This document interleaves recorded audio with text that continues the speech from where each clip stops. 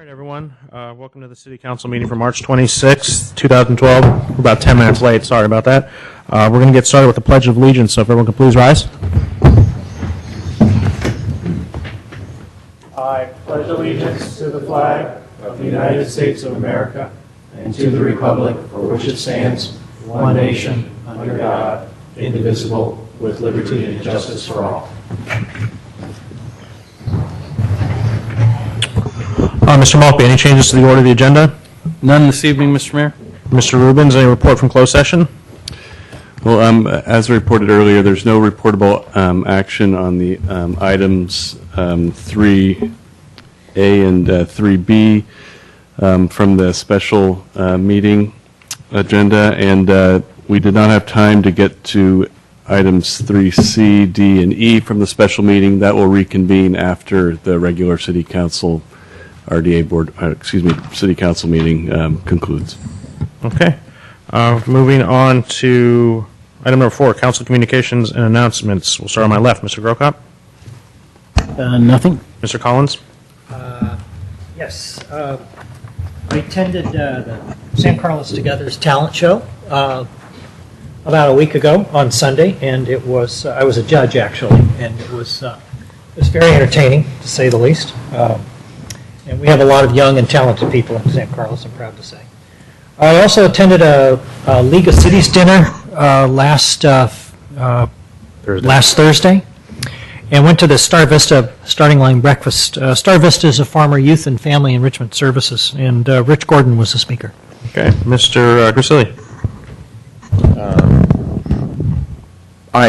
I guess if we're going to announce we attend things, you don't have to. Okay. You might want to know. Yeah. We saw you at a couple of those things. So Yeah, there's a few things that Mr. Collins mentioned also, but otherwise I have nothing. Okay, Mr. Olbert? I'll just mention that I had a delightful lunch today with the Kiwanis Club and enjoyed learning more about what they do. And I watched a lot of basketball this weekend. So, moving on to item 5, public comment. Persons wishing to address the City Council on matters not on the posted agenda may do so. Each speaker is limited to 2 minutes. I only have one slip, and that's from Suzanne Emerson.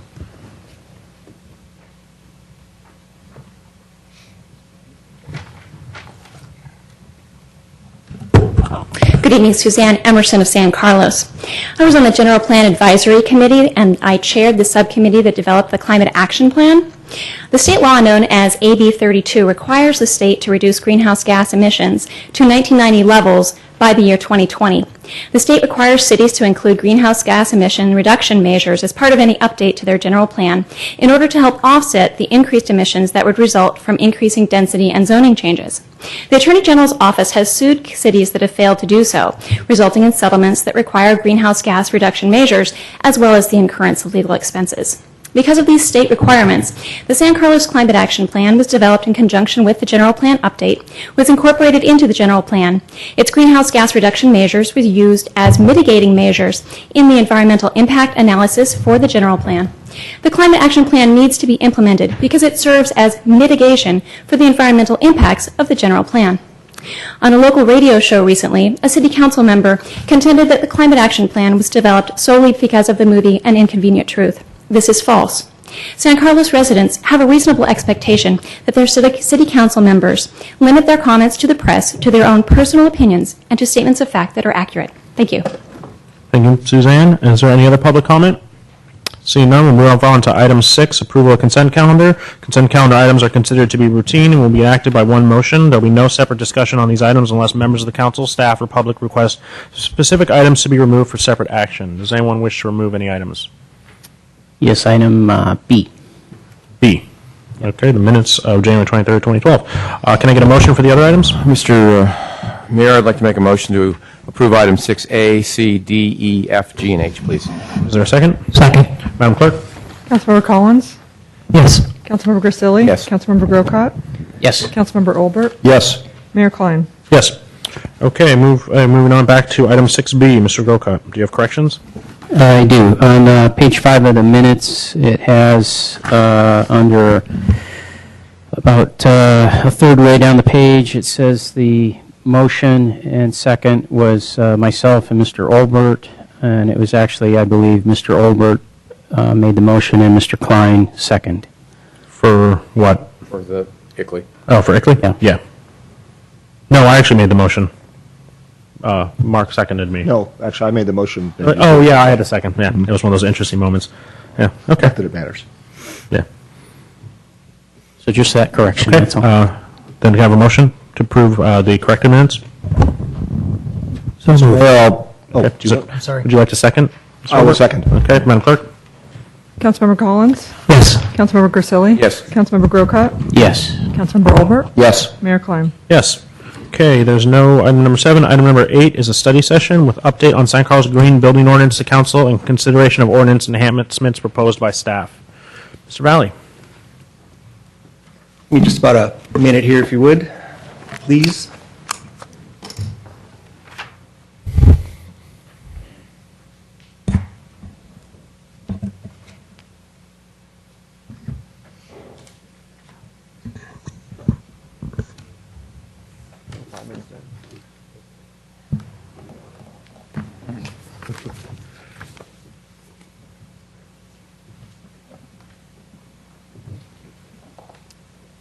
Little print. I love little print. All right, Mr. Valley, feel free to start.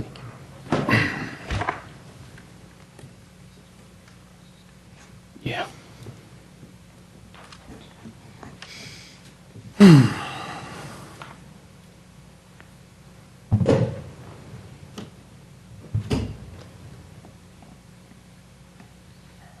Come on, Chris, you can do it. There we go.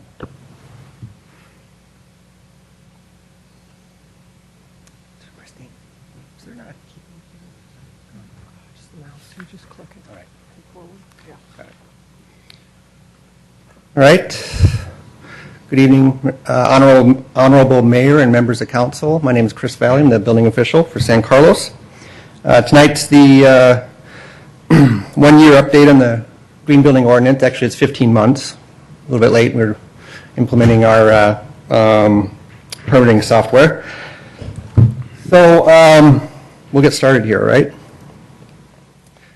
Just a little background on the ordinance for starters.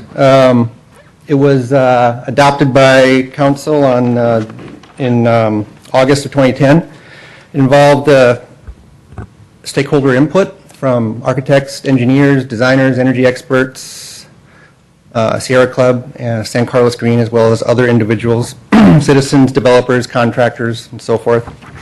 It's in keeping with our climate plan implementation as well as, excuse me, state directives as well, AB 32 and so forth. The ordinance itself is based upon CalGreen, which is the state mandated green building code that I have right here, if you can have a look. It's not a serving suggestion, it's a state mandated code.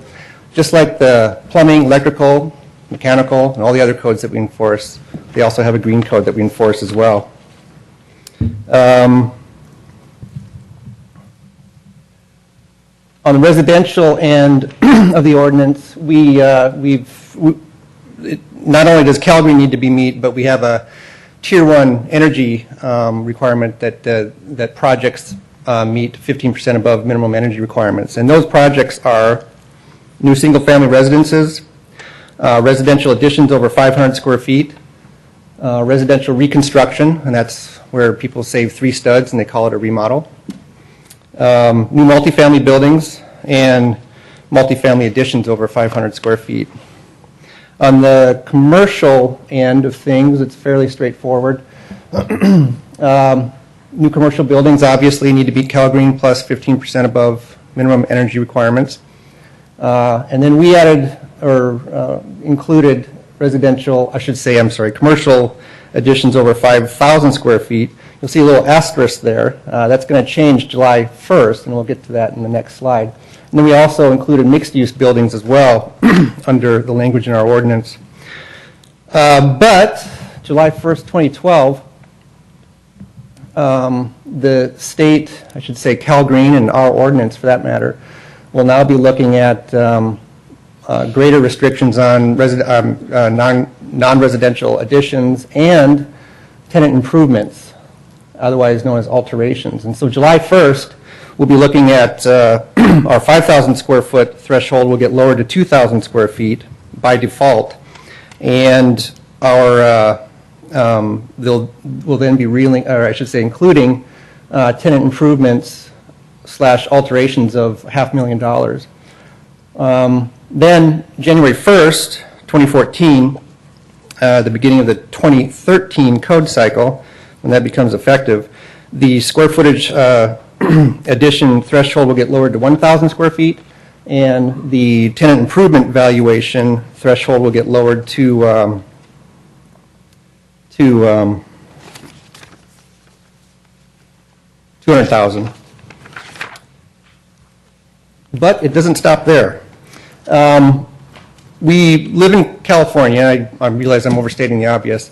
And we do not lack regulation, so to speak. And we definitely don't lack regulation in the building code and energy codes. And one significant change that is coming down the chute, so to speak, is zero net energy. There's a, and I'm just going to have to kind of read to you here for a moment. But the energy code will become more stringent as we work toward this zero net energy goal by 2020 for all residential projects. And let me explain that for a moment. What I mean by zero net energy is the site will need to have the capability of producing an amount of energy consumed by the building daily. The Energy Commission, California Air Resources Board, California Public Utilities Commission have adopted this goal to achieve zero net energy building standards for residential buildings by 2020 and zero net energy building standards for commercial buildings by 2030. 2020 is a little over 7.5 years from now. It's not very long. It's going to be here before we know it. We work on a triannual code cycle. The 2013 Energy Code, which will become effective January 1st, 2014, will reach 70% of that residential goal of zero net energy. The 2016 Energy Code will reach 85% of that goal. The 2019 code will then get us at that goal of zero net energy. Once again, producing an amount of energy consumed by the building daily. The Energy Code, to get us toward that goal, will see 20 to 30% energy savings for each triannual building standards update. One of the updates for 2013 is what's called it's called solar zones for various occupancies, residential occupancies. And what it really means is that buildings be built solar ready. In other words, areas laid out for solar panels, prepped for solar, and so forth. So the state and CalGreen, though, will work together, traveling at the same path and working towards successively higher levels of energy efficiency through Tier 1 options that then local agencies can adopt. And what does this mean? Well, what it means is down the road, we're basically mandating the use of renewable energy, such as solar, wind, geothermal, and whatever else is available by 2020.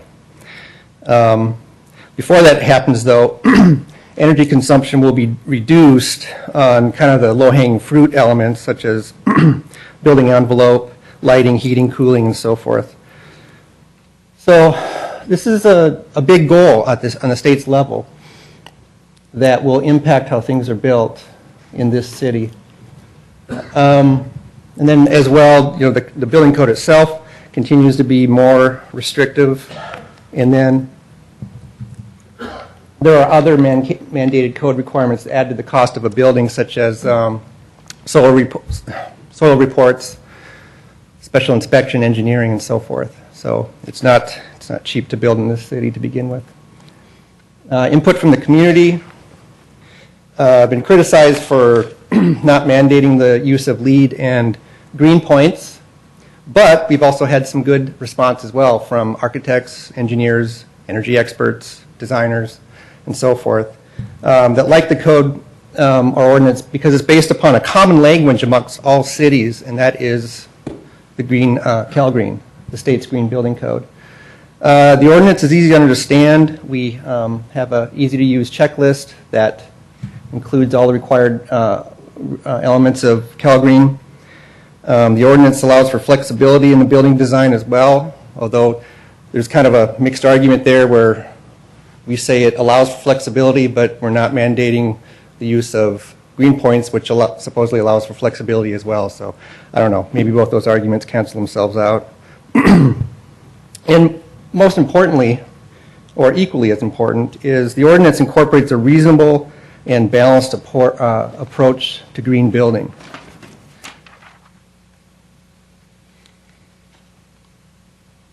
So here's the ordinance being utilized in the real world. This is a new commercial project that was built, recently completed on Old County Road that fell under the ordinance. The developer only had to meet 15% above minimum energy, but the project went to 20. And the means by which they achieved that, granted it was just a tilt-up shell, but they achieved that basically with more insulation, more efficient lighting. The project also required commissioning, which is a requirement under CalGreen, and also somewhat of an influence from LEED as well. And that was an added cost to the... Mr. Valley, can you Yes. explain to the people who aren't building officials what commissioning is? Commissioning is really just a document that shows to the owner that the building is performing as it's intended. So I want to make sure everyone knows what it is. Yeah. Okay. There's one little element to this project that I'd like to touch upon, and that's what if the city had mandated LEED certification for this project on various levels, whether it be silver, platinum, gold, whatever. What if we had done that? Let's say the project was at a $2.3 million valuation.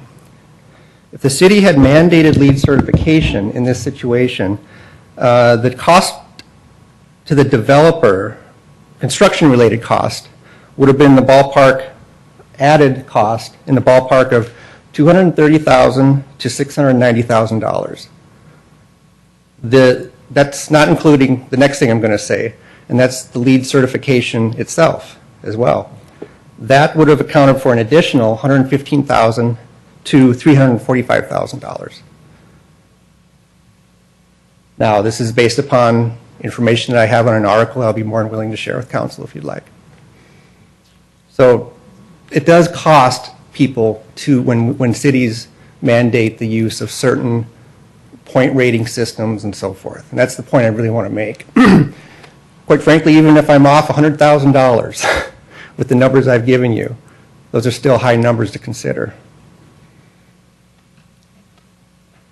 On the residential side, things get a little more simple. Again, projects need to meet not only CalGreen, but 15% above Title 24 energy. That's usually achieved through more efficient windows, higher efficiency HVAC, water-saving plumbing fixtures, and rain monitoring devices on sprinkler system, as well as other elements. Hopefully the days when you're driving in a raining cats and dog type of day, we won't see sprinklers going and that kind of stuff. Where we stand with others, the more I look at this slide, the more it's somewhat meaningless, but I'm going to share it with you anyway. This really just shows the number of permits, green permits that various agencies have issued or addressed over the last year. We're not doing nothing, and we're not, issuing the most number of permits, but that's somewhat, it's dependent upon what kind of development each city has. So that, again, the number of permits that we're doing is really not the main point of this slide here.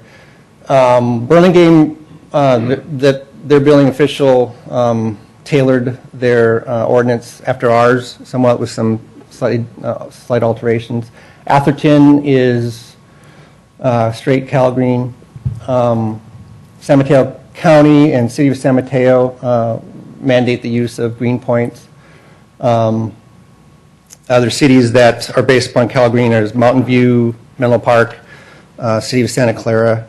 At least those are the ones that come to mind for right now. And Foster City doesn't have any green building code? No. I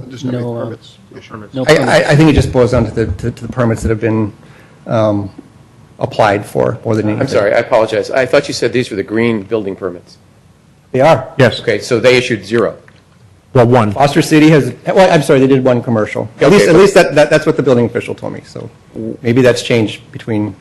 So they're not, whatever. I don't understand. It They seems just like haven't done any green, residential green projects. Maybe it's They have a representative. mandate. In other words, their ordinance must be pretty weak. They don't have a green building ordinance. Well, they've got the code, I'm not sure, the ordinance I'm not sure about, but, What we're missing, if I may interrupt, I think what we're missing here, and where the confusion probably comes from, is we don't know what the non-green permits are here, right? Understand. Right, so, But we have 28 green permits. What, so the people in Foster City don't want to build green? I just want to understand. It's shocking to me that there's a I city. think what you're looking at is a built-out community that is doing a lot more commercial projects now. But we're a built-out community as well. That community I too. We understand don't- that. These are just numbers that I've gathered from building officials. Okay, never I mind. got That's that are not our represented- city. Right. I'll find out from somebody at the city why they have 0. Yep, and if it's different, let me know, all right? I will. Please. Because, and Mr. Valley, I mean, just to bring up that point, Daly City is, if I'm correct, the largest city in the county. Sure it is. Yeah. And they have 2. I mean, they have 100,000 people. That's the number that I got. Again, if these, Okay. But they're mandated by Cal Green as well, as all these other cities have Cal Green requirements at a minimum. Yep. And they've only had 2. Okay. Nobody does any work on those cities. all right, moving on. Business there. They have a lot of work. Again, where we stand with others, some cities have a, for instance, Mountain View has a 10 to 15% energy efficiency standard with their ordinance that is based upon CalGreen. I included cool roofs and duct leakage testing because that is one of the enhancements that we'll be discussing a few slides down the road here. Menlo Park does that. All cities are supposed to be enforcing CalGreen. It's a state mandated code. Some cities address new construction only. Again, our ordinance addresses additions and residential reconstruction. And then other cities do, in fact, mandate the use of green points and LEED. The next kind of series of slides is representative of what we see in a typical application overall and how that relates to green points. So I'm not going to dwell on each of these items. I'm just going to say that we see a lot of these items through the application process, and what we get to is about 70 to 75 points, not including solar, of course. So all it is just a green point comparison, and then the summary here is a little more descriptive, where you have baseline kind of working our way up. Basic CalGreen building code equates to 31 points. The San Carlos Green Building Ordinance puts us at 61. The actual plan submittals that we've been seeing, based upon what we're seeing on paper and what's getting built out in the real world, is in the 70 to 75 point range, which everyone says those are easy points to achieve. I agree, because that's what we're getting in under plan submittal. The recommended enhancements, I was able to find 3 points that pertain to the enhancements that we'll be getting to in another slide. So I gave it a range of 3 to 5 points. And then the very top tier is, well, what if we do more? Where do we go from here, given what the state's already doing and where we're at now and so forth. So now we're on to the recommended enhancements based upon stakeholder input.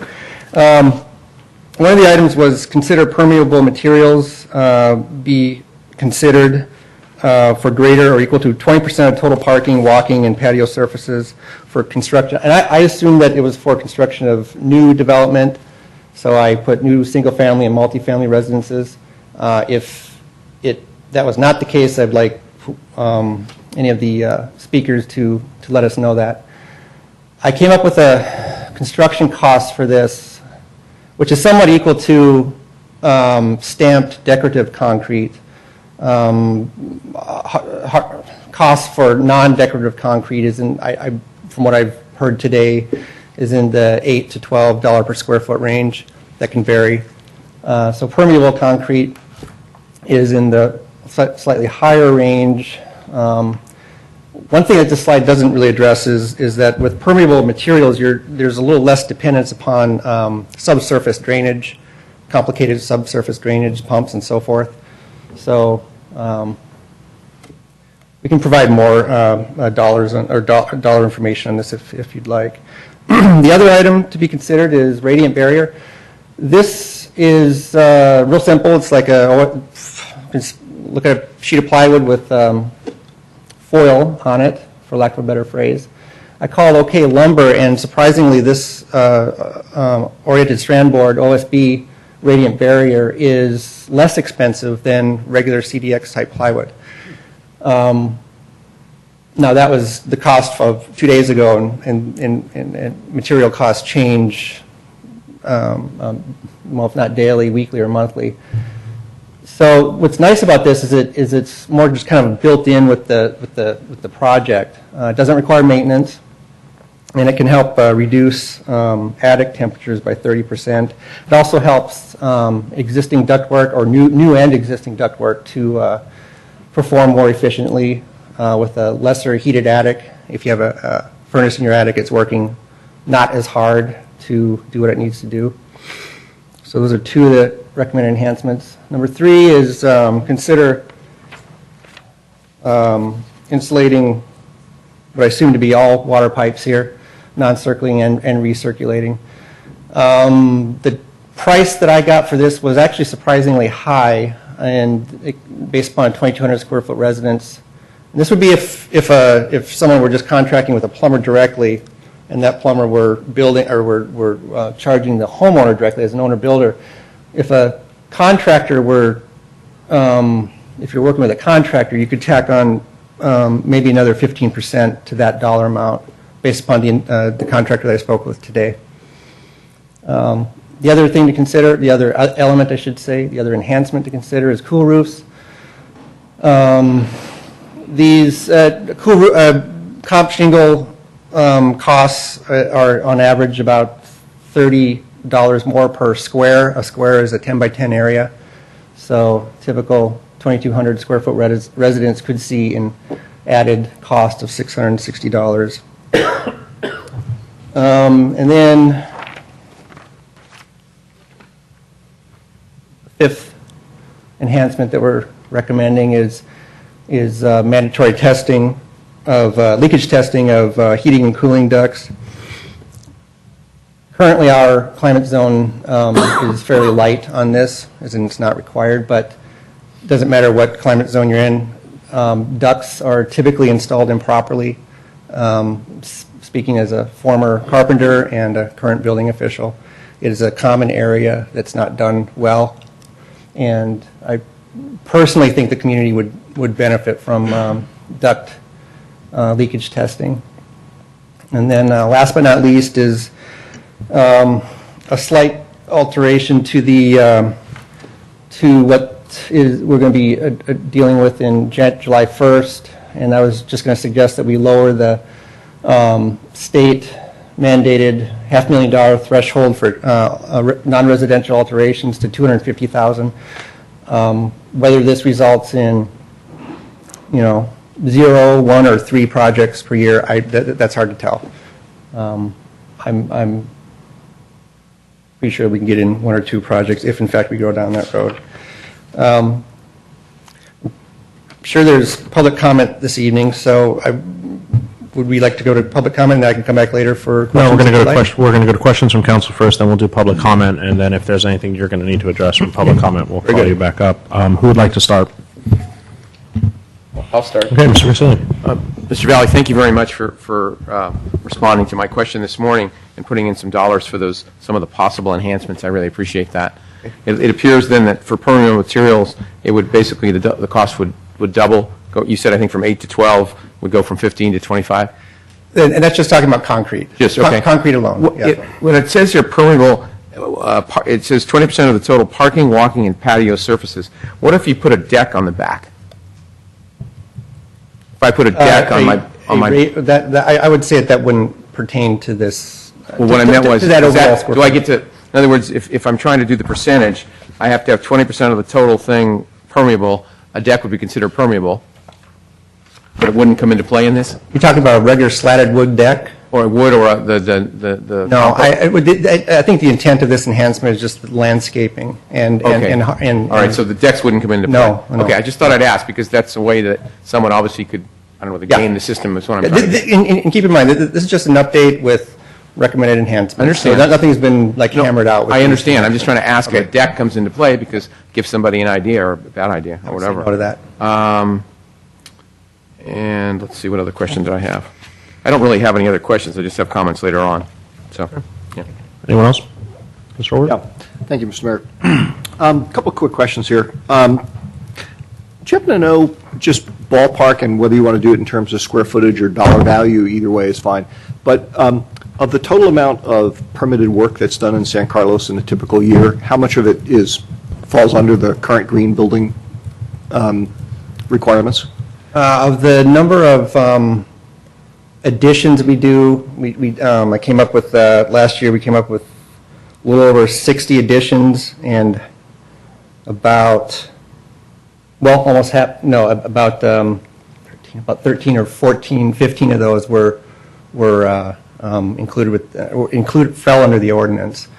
I'm not sure if I'm answering your question regarding the percentage of permits that fall under the ordinance based upon the overall number of permits that we address each year. Yeah, I think you have it. And the follow-on I'd ask is, so the number you had up there of 28, that's bigger than the 13 you were just talking about, so. There's a significant, okay, yeah, I should have mentioned this when that number 28 was there.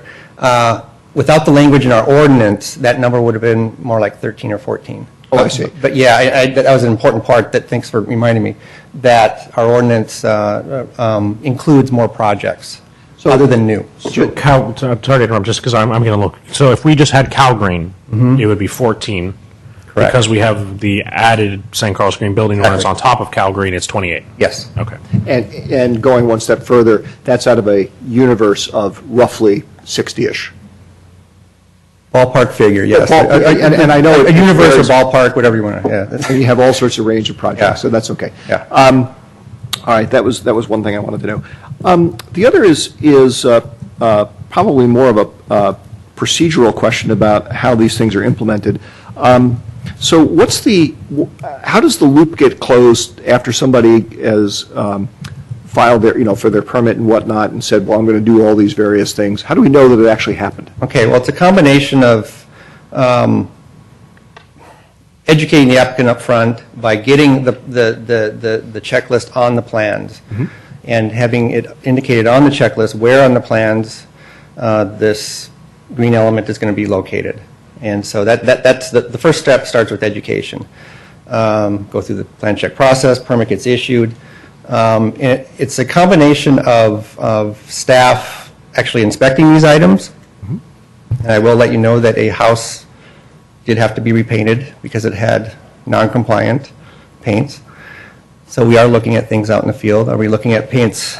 Is that our main emphasis? I'm not too sure about that. But and then we require a final letter, otherwise known as a special inspection, so to speak, by the documenting author, and that would be the architect, engineer, or other person who drew the plans and so forth. Now, some cities like Redwood City, they allow self-verification. I'm not quite sure how that works, but other cities are a little less stringent, I think, on how they verify. And then ultimately, us signing off a permit is that project being compliant. And the permit, just because I'm probably one of the few people in San Carlos who hasn't done a remodeling project, so the permit is signed off before the work is actually done, though, right? Because you have to have the permit in order to do the work. The permit is signed off after the project is done.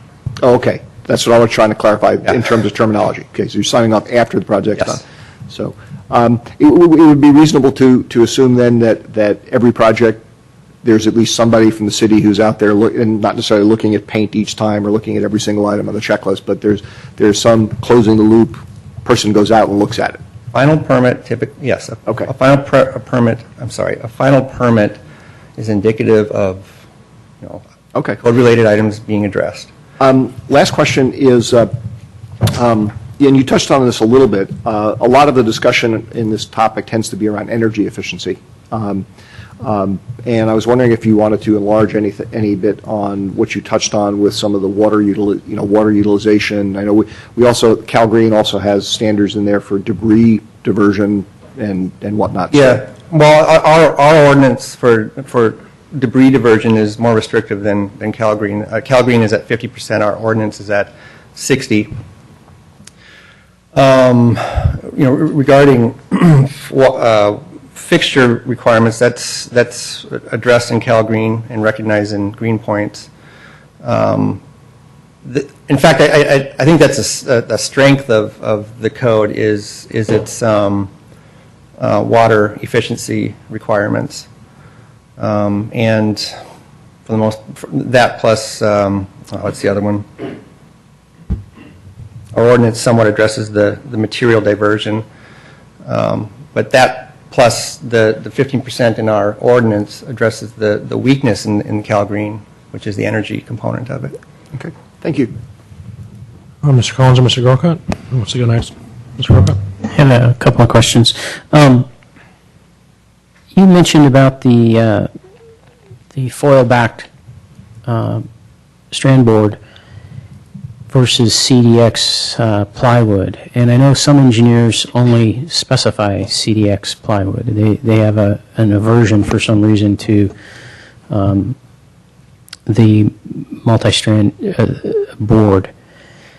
And I don't know if you could speak to that, why that might be. I know some engineers actually, exclude it in their specification or their general notes. So. Well, we see a lot of OSB in engineered design, and we see CDX, and I can't really explain why one is preferred over another. I see OSB board on rather high tolerance shear walls with tight spacing, nail spacing, and so forth. It's less prone to how could I put? I don't know. It's less prone, I think, to weather impact, and that. Not sure if I'm answering your question the way you're looking at here. Well, the reason I'm asking the question is I'd hate to create a conflict. There already exist conflicts where the code's asking you to do something like, for instance, edge nailing, and yet at the same time you're trying to do ventilation of a ridge, and so you have to go through all kinds of gymnastics to get the edge nailing but still allow ridge venting if you're trying to do venting and get the 1/300th versus the 1/50th vent area. But remember that ridge venting isn't always allowed if you're in the wildland urban interface. Yeah, and you've got that conflict as well. So there is conflict, and which maybe add a little more value to the cool roof requirement is that in lieu of a OSB board, you could go with a cool roof if in fact that's the council's choice. Again, I'm going to kind of remind you of the first few slides and the direction that the state is taking with regard to the energy and building codes. Okay. I don't know if you could go back to that building that you gave the example of, the commercial building.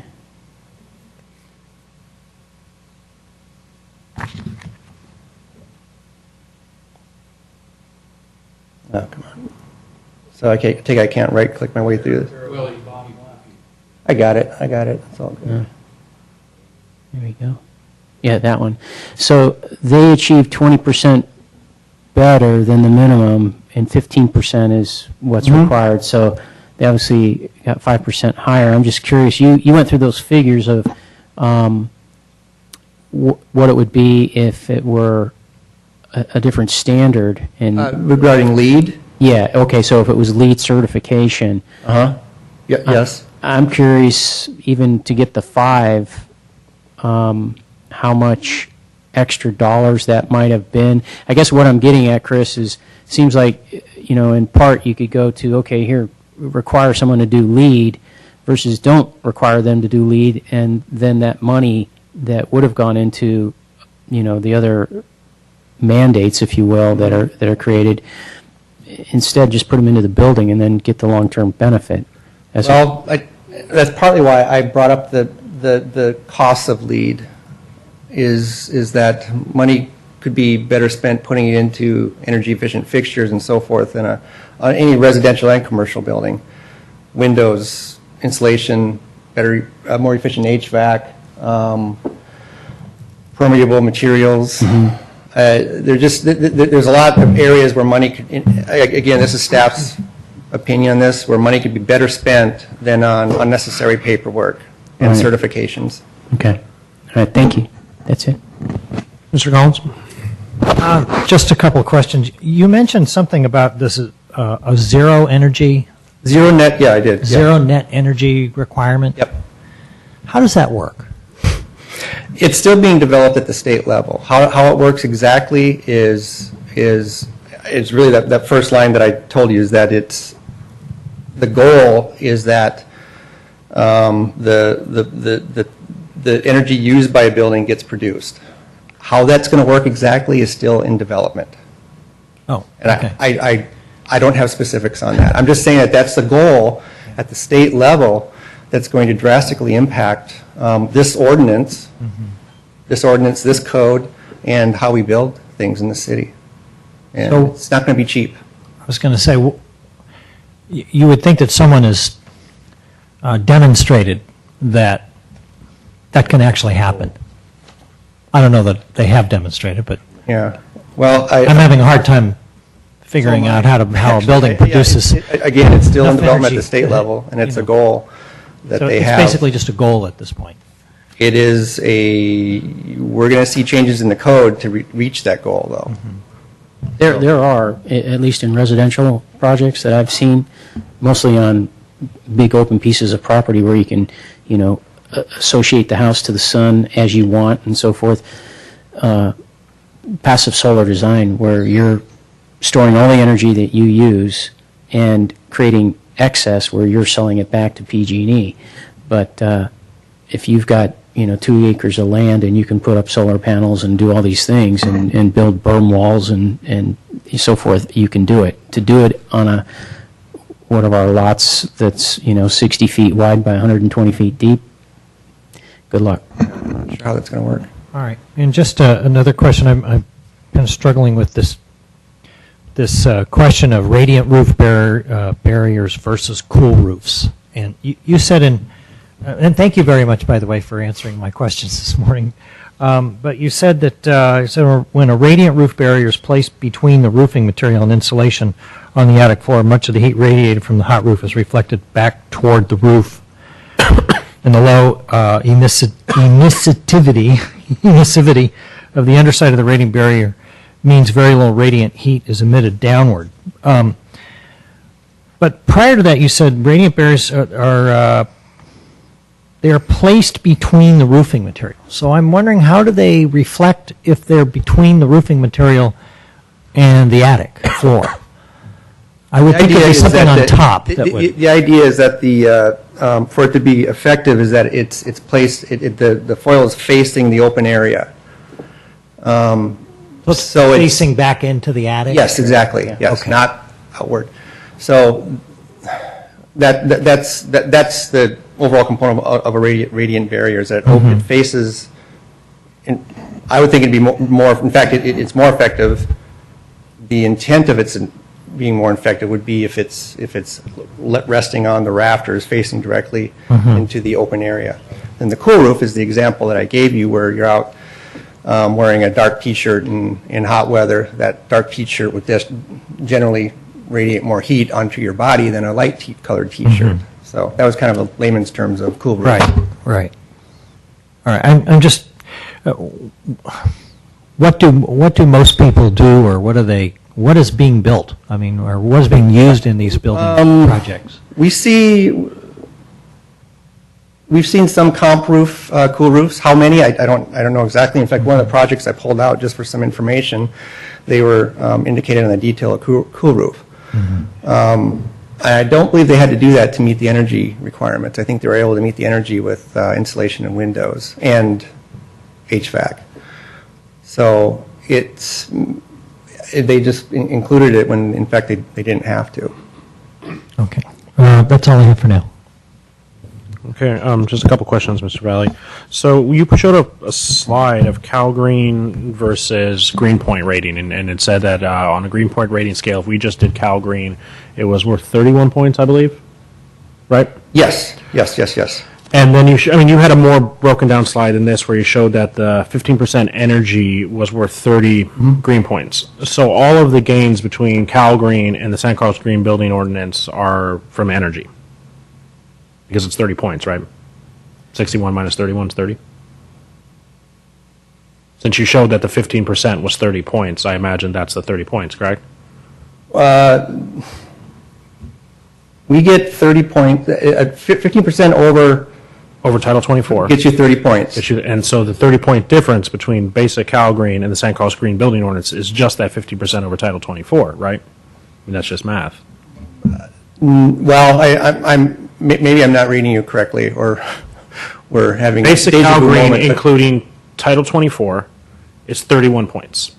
And you're saying Basic Cal Green, Basic Cal Green plus building code elements is worth 31 points. yeah. Then our ordinance gets us an extra 30 points. And the ordinance, so the extra 30 points is from the 15%, or the extra 30 points. That next tier up represents the 15% above minimum energy That's standards. really the only difference is that 15% energy, correct? So if you took out the building code, the extra couple little things, what's basic Cal Green actually worth? 31 31. points. So the only difference between Cal Green and ours is the 15% over Title 24.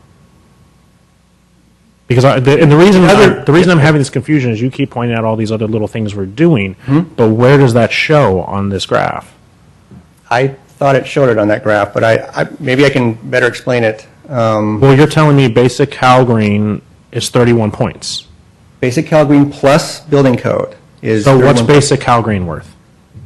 I'm going to have to get back to you on that. Okay, see, that's where I'm running into Apologize the for problem, that. is we have all these little things, but I can't put any value on them because you're combining them with what were mandatory and what's not mandatory. Okay. Can I Yes. ask a clarify? Yeah.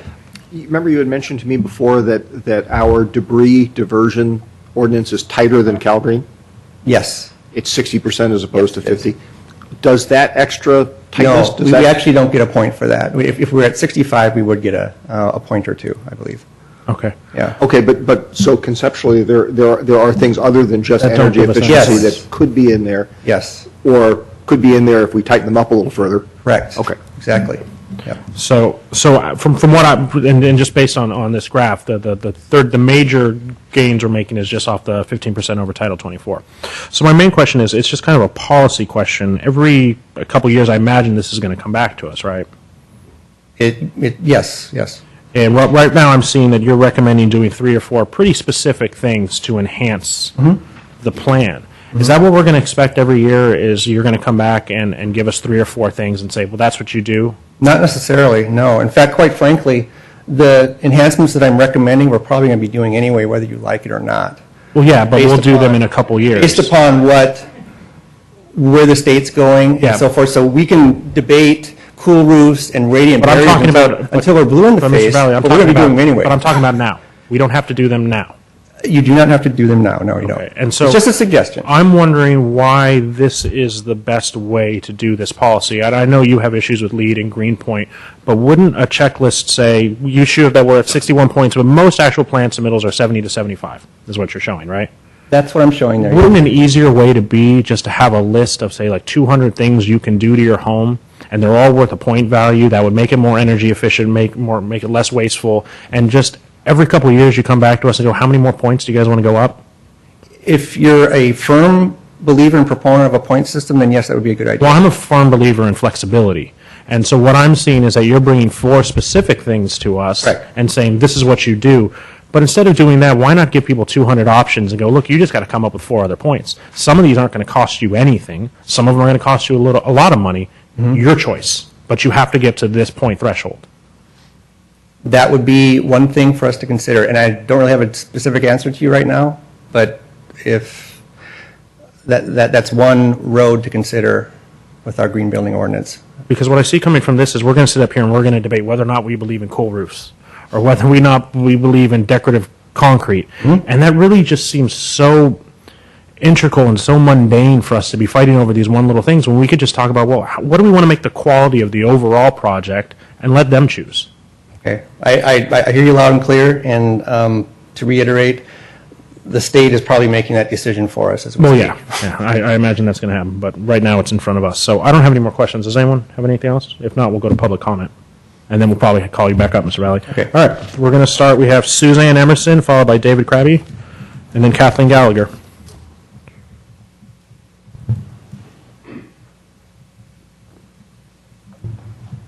Good evening, Suzanne Emerson of San Carlos, speaking on behalf of San Carlos Green.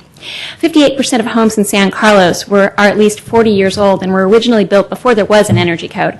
Many homes still have extremely inefficient features that were initially installed, such as no attic insulation or wall insulation, 3-gallon per flush toilets, and high-flow faucets.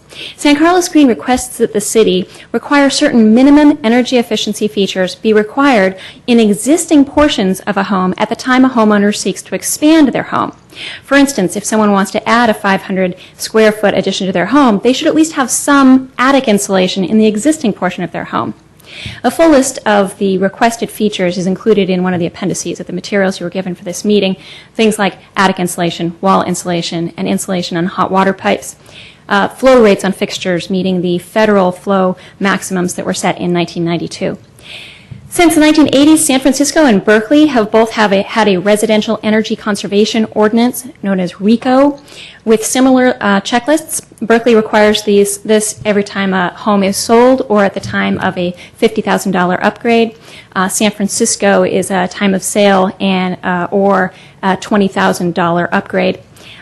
Those were applied both because of the concern about reducing energy and water consumption, and also as a way to span that gap between tenants who are paying the utility bills and the property owners who have control over what features are installed in a structure.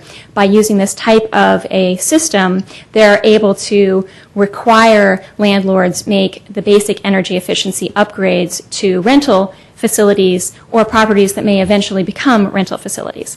We look for your leadership on this issue. Thank you. Thank you, Suzanne. David Krabby, followed by Kathleen Gallagher.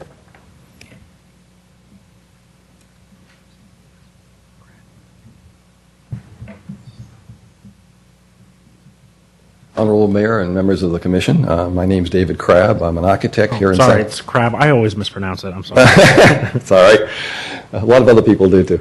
I'm an architect here in San Carlos. First, I want to commend Chris for a meeting with myself and several other interested parties last couple of weeks ago to ask for our feedback on his proposed revisions. Unfortunately, it seems like nothing said at that meeting, at least from our side, seems to have had much influence on his thinking. And I understand that both San Carlos Green, I also know the Sierra Club, who is unfortunately, Bonnie can't be here tonight to represent them, certainly disagree with the proposed ordinance as you have it in front of you. Last year, Chris told the council that if the city adopts the Cal Green building ordinance with a minimum that new buildings exceed the Title 24 by 15%, that San Carlos would be a leader in promoting green building.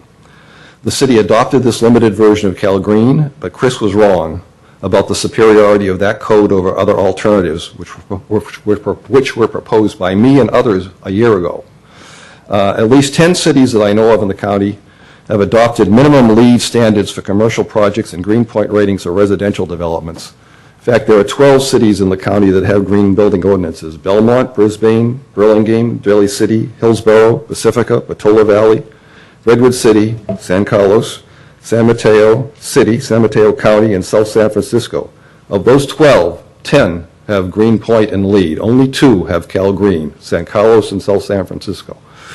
Cal Green is a code, as Chris indicated, and it tells you what to do. If you like it or not, you have to do it. It's a code. And it doesn't mean if it's, you have to do it even if, well, you have to deal with it even if it's not appropriate to your particular project.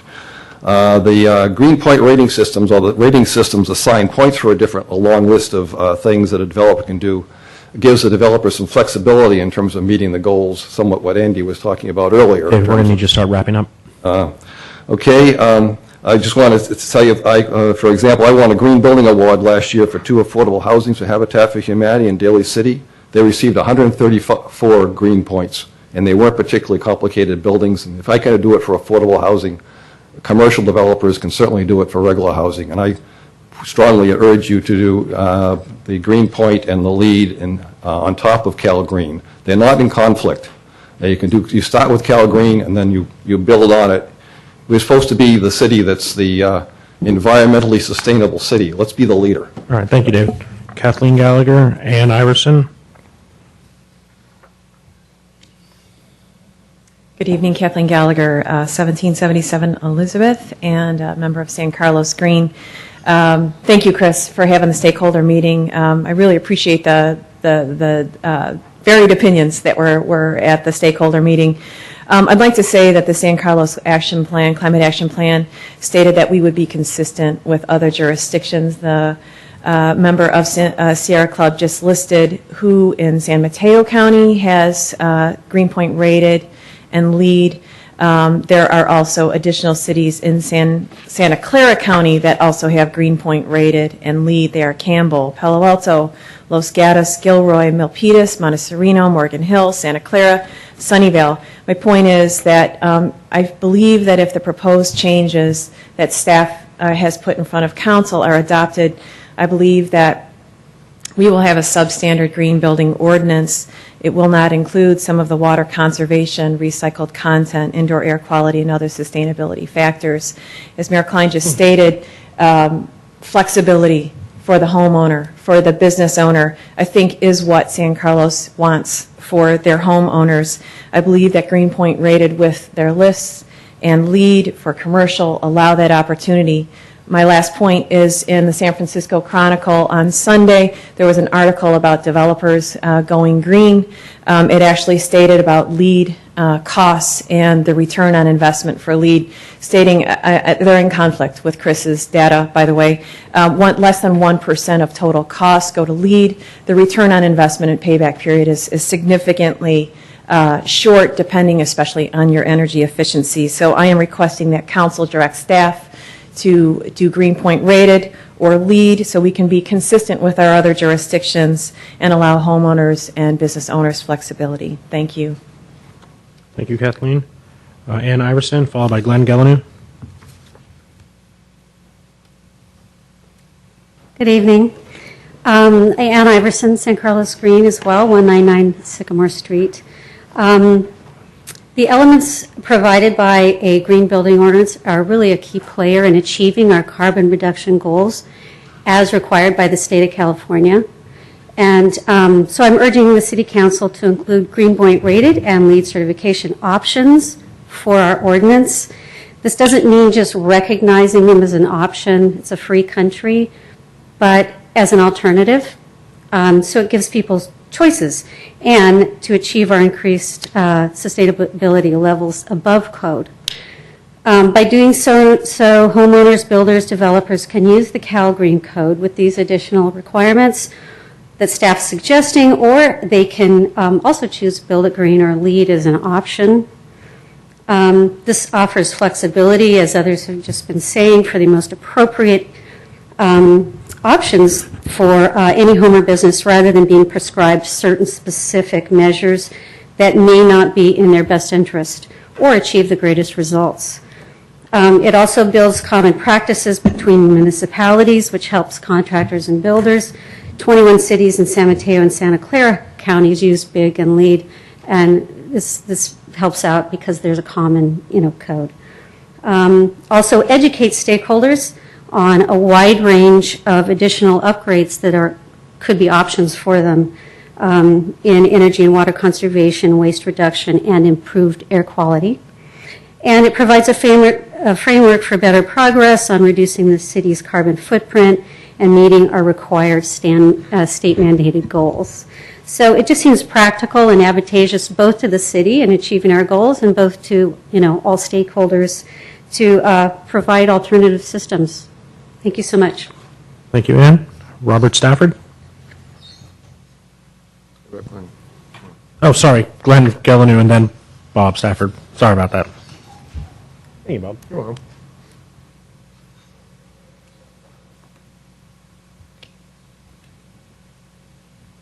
Good evening, Mr. Mayor, members of the council.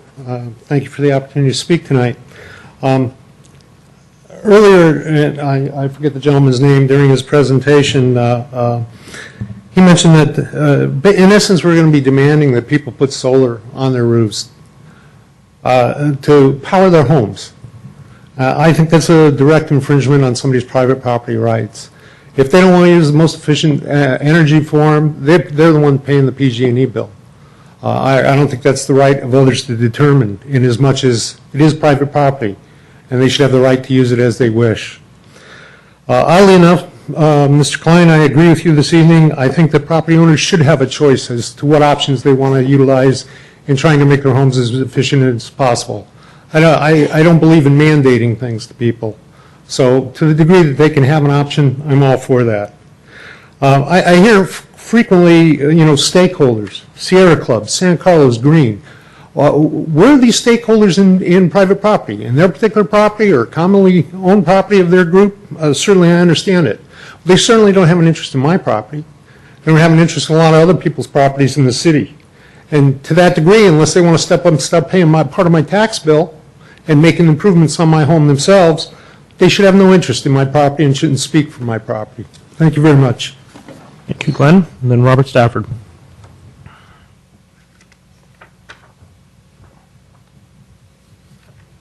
Good evening, Mr. Mayor, members of the council. Mayor Klein, once again, you've sort of allowed me to step back and to think what I thought I was going to say. I think a more nuanced approach to this policy, as you've articulated, makes sense. A checklist that encompasses everything. So the totality of the vision can be articulated by individual homeowners as they see fit per their budget and their house and where it's situated. But the question becomes, a more nuanced approach includes what? If it includes LEED certification, it requires another specialized inspection at $2,500 per. I can tell you my recent experience as a consultant at 1580 Laurel, which is currently under construction, in which I'm the Greenpoint rater. I'm allowed to do that under our ordinance because I'm a certified green professional and I have the requisite background. I do it in concert with the architect. No less stringent, but about 1/5 the cost. When you look at the evolution of the town budget-wise over the last few seasons, we can see that we are not like every community.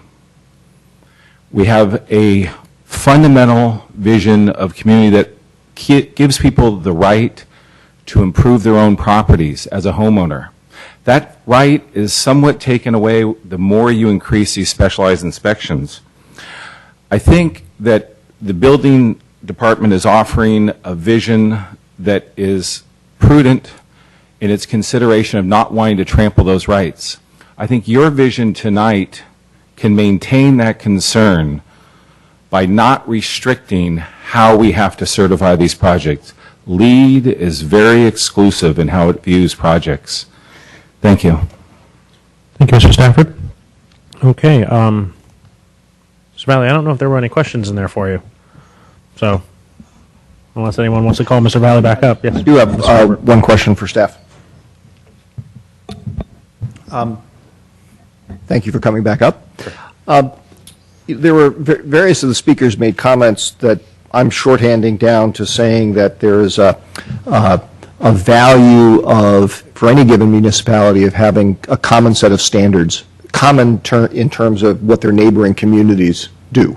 Okay, I'd be interested, first of all, in staff's your opinion as to whether you agree or disagree with that assessment that there's value, and whether or not that affects the choices that we might be making here today. In other words, for example, if we go with staff recommendation and that puts us in a divergent place from where most of the other communities are, is that a negative for people looking to do work in town, or a positive in your opinion, or it doesn't matter?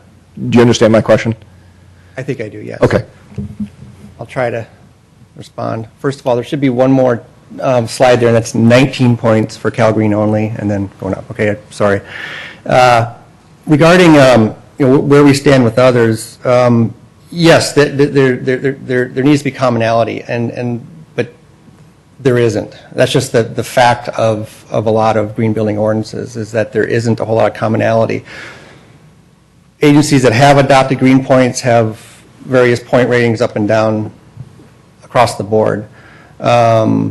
Agencies that have adopted certain elements that we're suggesting, that they may be few and far between, are probably not that common. The one common denominator that all agencies have or should have is CalGreen, and that's the point I'm trying to make here. We can build on this as much as we want, and I think we're doing that. It represents more kind of a middle-of-the-road, balanced approach toward what we're doing. It's not mandating LEED and other items, and it's not doing nothing. It's a balanced approach compared to other ordinances. I'm not sure. No, that does. Thank you. Okay. Any other questions for Mr. Valley? I have just one. Where did if you know, I don't know if you would know or somebody else might, the original language for the, we have an attachment 1 in here, which is the ordinance that we adopted a few years back. And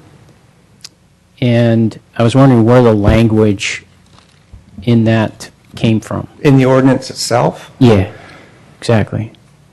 Well, I'd have to say that the planning manager, Al Sabay, and me, and I wrote it. Okay. Based upon, the climate action plan, direction from the state, and so forth. Okay. Thank you. Okay. Yeah. Okay, I think that's all. Oh, Mr. Collins? Thank you, Mr. Mayor. Chris, just a quick question on these lead fees. Who is it paid to? Is it paid to a state agency or this lead organization, or? That's a good question, and I don't have the answer to that right now. All right. I apologize. I'm not sure where the fees go. Just surprise you with it, but it just occurred to me that I didn't know who pays it and who sets it. Yeah. Well, the Green Building Council. Yeah. The United States Green Building Council establishes the lead. The Green Building Council. The United States Green Building Council. And actually, you bring up a good point. LEED was really written more as really never intended to be formally adopted by jurisdictions. LEED itself has provided input in the International Green Building Code, which we may be considering in a year here for adoption. So they definitely have their foot in the door already, but it's in a codified nature versus the certifications themselves. But there has been LEED influence in the development of green building codes. Anyway, the question was where the cost is, so we don't know where the money goes. I don't have the exact. I'm sorry, I don't mean to cut through it, but Okay. we're going to roll back into another discussion that we already had All right, for thank you. 4 hours. Thank you, Mr. Valley. Once before. So to start off the discussion, I think there's two things that have been kind of brought up by the public and Mr. Valley. One is, do we like this policy of this green building ordinance, which is incrementally added to, and I believe that's the staff suggestion, is to add 3 to 5 recommended enhancements to our current ordinance, or do we want to look at something different, a checklist, a green point lead type thing, or something in between? So I'd kind of like to weigh in on where people are feeling in between those two, and then we'll take the conversation from there. Does anyone want to start? Sure. Mr. Olbert. Thank you, Mr. Mayor. And I'll preface this by saying that I probably ought to whine a little bit, because what you described in your questions was something similar to what I was going to suggest, but I didn't think it was a question, so I didn't bring it up. But thank you. It's all the emphasis at the end. Yes, it is. You're right. I'll remember that. We'll give you a point for that. How many? Or 2 points. How many? 15 points. Oh, thank you. Thank you. I appreciate that. I think I'll answer your question that you posed this way. What I would like to see the city have is a system similar to what you outlined, where we basically give as much flexibility as we can to the property owners and the project designers, and provide a variety of different approaches that they can use, and use, whether it's a checkpoint system or something else that staff comes up with, a point system or something else that staff comes up with. That's really what I'd like to see us have. Because I do think then what we could do is, as you mentioned, go back each year or whenever we chose to do it or were required to do it and change the threshold that we were using. And I really do want to preserve the flexibility for folks. And my only other concern, quite frankly, is I want to see us meet the requirements that the state has imposed on us. I'm personally fine with going beyond those to some degree.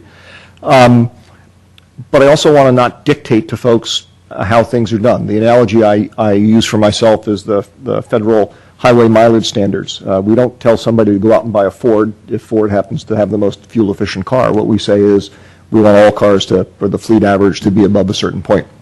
We leave the flexibility of how that's met and which actual vehicle people buy to individual choice. And I'd like to see that kind of philosophy embodied in our system. Thank you, Mr. Olbert. Mr. Grisilli? I just had a quick question. If we adopt, Chris, I apologize, and I know this, you may not be able to answer this either. If we went to Mayor Klein's situation where we have 200 choices, how long would it take staff to develop that process? To about 2020. No, I would say we'd have to go back and to develop 200. Well, I mean, or steal, one or the other. Steal. Okay. Well, borrow. It would take a few months. Let's put it that way. Okay. I'm just trying to understand if it takes a few years or a few months. You indicated earlier the state's going to probably in the next 7 years require all those 200 anyway, or a lot of them. A lot of what we're talking about may be moot. Yes. It's going to be moot. I mean, I don't have a problem with that, but I almost want to say, well, let's do a few things. I don't know. Okay, I think you answered my question. I'm still not sure whether we should wait the 3 or 4 months and talk about all that, or just put some of these things in now because they're good, although they'll be part of the choices, I guess. So. Okay. Anyway, let me ask another question. One more question. I apologize. Excuse me. If we did this, if we did Mr. Klein's smorgasbord type thing, do you feel that it would be an improvement as opposed to doing it this way? Because if it doesn't do any good for the folk, I mean, it might be too many. I don't know. I haven't built anything in a long time. And maybe Mr. Grocott can speak to that more later on. But I mean, if somebody comes in, is this like, oh my God, it's going to cost me more money to try to figure this out than it is to just follow the ordinance that I have? Well, sorry. My personal argument against that is that it then limits people to a point system versus just the code. I mean, the code itself is not a design manual. It's just code. Okay. We're not telling you to buy a Ford vehicle. You can buy a Chevy, Datsun, Toyota, whatever. Okay. Nissan, Toyota, whatever. So there's this perception that the code, pigeonholes you and kind of dictates how you build something. Well, the code is just kind of a guide. minimum standard. Okay, so you're not necessarily jumping up and down for Mr. Klein's. Quite frankly, no, I'm not. Mr. Valley, I have a question to add on to something you just said there. You said the code's sort of like a guideline, this Cal Green code. It's not restrictive? What I'm getting at is it's not a design manual. But yes, it does establish, it would establish absolute requirements that you're absolutely required to do to build a home, correctly? As is true with any of the codes that we enforce. Yes, so how is that not a design manual if you have to follow the code 100%? There's nothing you can in the code that you can't not do. Because there's no options. Yeah, there's no options. Saying if when you have a design manual, a design guideline, there's options. So in the Cal Green code, in the code there's no options. It's the code. The code is the minimum requirements. It doesn't spell out what. So you're saying what I'm trying to get at is that staff feels that that money could be better spent on addressing energy efficient improvements to a house voluntarily than to spend that money on a lead or other point system. But is there any, since you're saying voluntarily, meaning it's not mandatory, is there any requirement that they spend any money after the code we have on energy efficiency? Once they hit the minimum, they're done, right? They're not required to spend any more money other than what the code requires, yeah. So they may not be spending it on lead, but they don't have to spend it on anything. Your theory is, what you just said was, take the money that they would spend on lead and have them put it into the building to make it more energy efficient. Right. But in my mind, if I'm building a building and you're saying, well, if you don't have to do lead, why don't I just take that money and keep it myself? Depends whether you're going to own it or lease it, or sell it. But if I'm hitting the minimum requirement, I'm doing what the city's saying I'm doing. I don't think the conversation is whether or not they spend it on a LEED certification or put it into the building and make it go to the 20% that one building did. I think the conversation is whether they put it into anything at all. Mr. Klein, if I may, already in Title 24, you run into situations where you have to meet a certain standard on Title 24 energy calculations. And like with what San Carlos has now, when you give your project to a Title 24 engineer, they'll look at those requirements that are there.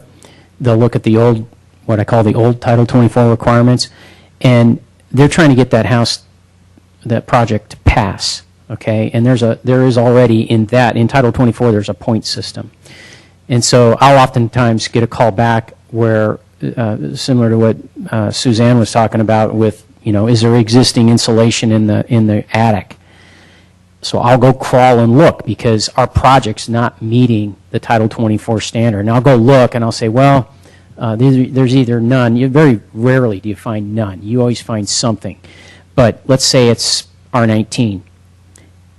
My engineer, my Title 24 engineer will say, well, can we add to that existing condition so that we get R30 in the existing attic, and then we can get the house to pass. Otherwise, you're going to have to do triple pane windows, or you're going to have to do this or that. So there exists a little bit of choice in how a homeowner achieves the building, both the building code, what he has up there as building code, and basic Cal Green standards. Okay. And I'd like to make you mentioned if I had any comments about one of the speaker comments. The ordinance as it's written right now enables the applicant to consider green points or LEED if they want. But it doesn't require them, correct? No, it does not. It's as an option. Okay. Mr. Collins? Well, I thought I was confused yesterday when I was reading all this. But just a couple of things. I think I agree in spirit with all of the points that a lot of the speakers were making from San Carlos Green. To me, it's sort of a process, and it's this business of developing increasingly energy efficient standards is just an evolutionary process. But I think I agree with Mayor Klein that we need to have some sort of flexibility in it. I'm really nervous, as Mr. Gelano says, he doesn't want people, telling him what to build. He doesn't want to have to install solar panels on his house. It'd be nice, and it sounds to me also like the state's going to eventually have a code, a building code that we're all going to have to follow anyway. I guess what I'm saying is that I want to have many paths to this goal, and I was thinking about this over the weekend. I don't know how feasible it is, and I'll admit it's not very well thought out, but. I think I'd like to see some sort of an incentive program, something that rewards people for more points rather than having some punitive measure involved. I don't know if it comes in the form of fee rebates or some sort of enhancement or credit when you sell your house or something like that. But I think that people would respond much better to some sort of incentive program that says, look, if you get 50 points, you get this much off the building code or the building fees, and if you get up to 75, maybe you get more off.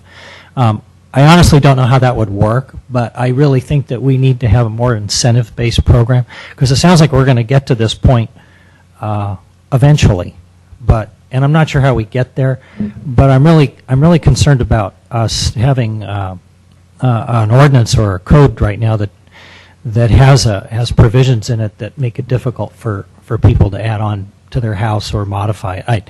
I'm a little nervous about building something to meet to pay a LEED fee and to meet this LEED standard that might change. So as I say, I agree in spirit, and I think I want to get there. I'm not really sure how we get there, but I do want to see as much flexibility as we can have while we stay on that road. Thank you.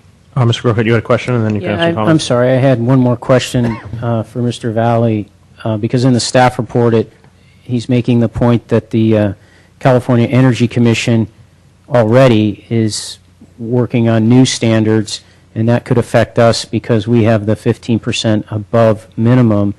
And if I can put that in layman's terms as how I understand that, that's as though I made an agreement with somebody that for every $100 they got, I would give them 15 cents, right? And then they come to me and they say, well, now I'm getting $200, so you owe me 30 cents. Is that is that what you're saying here? Is that as their standard goes up, ours is going to always be a 15 above it? That's how I see it, yes. Okay. Exactly. And that's coming down the pike already? Yes. And we don't know... It's in draft form right now. Okay. And so what we currently know is 15% is going to get ratcheted up. Okay. That's the point I tried to make clear in my staff report. Okay, very good. I understood. Thank you. Excuse me, Mr. Bell, through the chair. One more question. Let's assume we had this choice, this smorgasbord of 200 choices, and somebody came in and they were extremely environmentally, they really wanted to make an environmental building, and they took just a whole bunch of them. They got lots and lots of points and whatever. How does that equate to staff time and cost for the city? In other words, if somebody took more of these things because they choose to, is that going to cost the city? I'm not trying to negate your incentive thing, but does it cost the city more money if they choose more of these, or is it more voluntary elements would yes, it would respond, or it would result in a little more plan review time. Yeah, not a lot maybe, but a little, depending on how many they wanted to go. It's more things we're looking at. But again, I'm not trying to negate your incentive thing, but I'm just trying to balance it off with, okay, yeah, it's great that someone would come in, but then meanwhile it's going to require more staff time to look at them all and make sure they're done right in the whole 9 yards. So I did say it was not well thought out. No. I didn't mean it wasn't. I just wanted to. Mr. Grocott, do you have any comments? You just asked a question, so I want to give you some time. Yeah, I do have some comments. I do think it's, first of all, it should be noteworthy that I think 2 of our speakers who talked to us about the LEED point system are involved in that business of performing LEED certification. So that should be noted. The issue of the additional cost, if we were to go with LEED certification, that is a concern. Already, when you do projects like this, as Mr. Stafford pointed out, you have to pull in a number of consultants as it is, and to have another consultant that's going to add cost to a project is, in my mind, troublesome, especially the smaller projects. You know, if you're doing something that has a lower valuation or lower square footage, and then you have to bring in a consultant that costs $2,500, that could put the kibosh on a small project. Can I ask you a question? Yeah, sure. Can I just ask you a question? Yeah. Let's assume that someone came in and they wanted it. In other words, we're talking about a lot of different things here. I tend to agree with you, and I don't mean to interrupt you, but No, that's all right. that requirements to add more and more costs, I don't mind a few of these, like on the 6. I just happen, I didn't realize we were going far afield here. Some of these I think would be reasonable, even if it's nominal dollars, and some wouldn't be.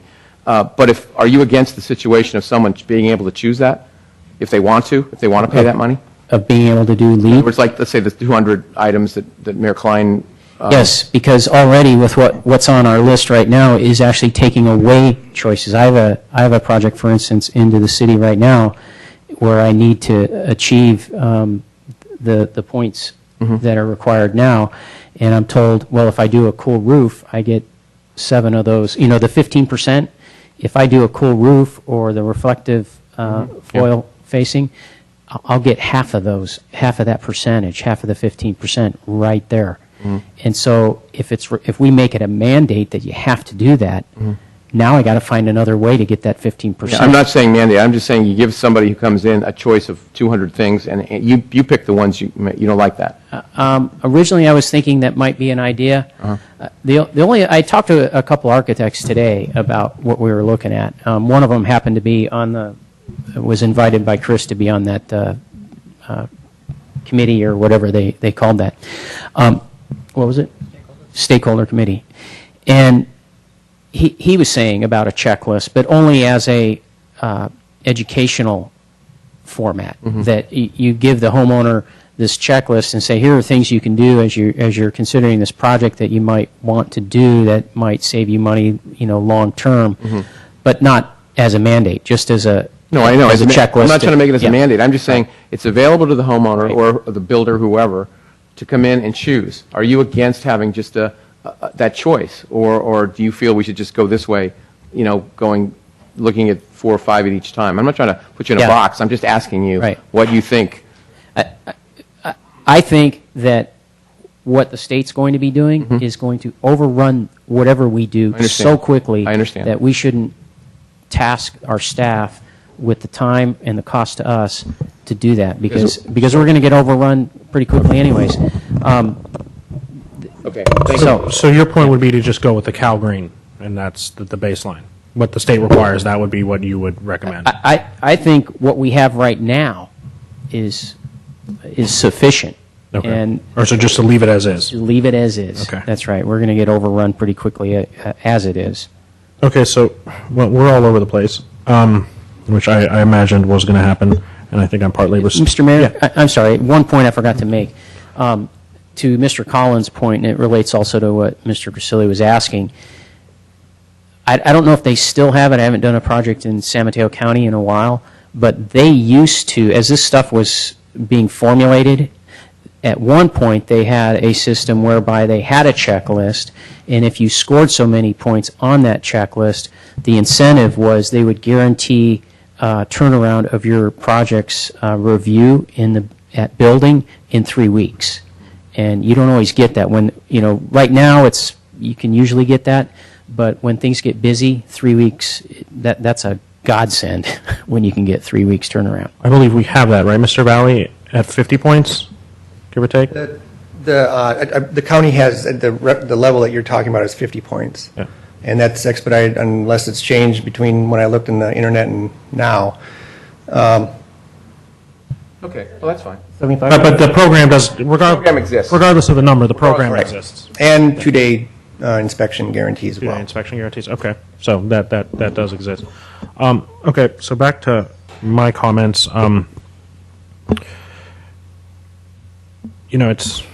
This is I think myself and Mr. Olber probably started this by wanting to go with a broader vision, and so I'd like to bring some clarity to what I was trying to say. While I like our green ordinance as it currently stands, I don't think it allows enough flexibility. As we've seen, the majority of what we do is based on the 15% above Title 24. It's already been shown that 40% of our greenhouse gas emissions come from the building and trade, or the building and construction industry. So if we're not going to tackle that, we're really not going to do a lot when it comes to becoming more sustainable and more green. So I think we have to have a bottom threshold at some point. I know Mr. Collins said, well, we don't want to make it harder for people to build in town. I want to make it harder for people to build in town if they're going to build unsustainably. I don't have a problem with that. I think right now we've done enough damage by allowing people to build however they wanted for decades that we have to be more forward-thinking, and we have to do what we can when it comes to energy efficiency, water conservation, and all these other things. What I was saying was I would like to have a bottom threshold, maybe of 70 points or 75 to start out with, but give people options to get there, not pigeonhole them just to energy efficiency. Give them a whole list that they can put together, because every house is different. Every lot is different, as Mr. Grocott said.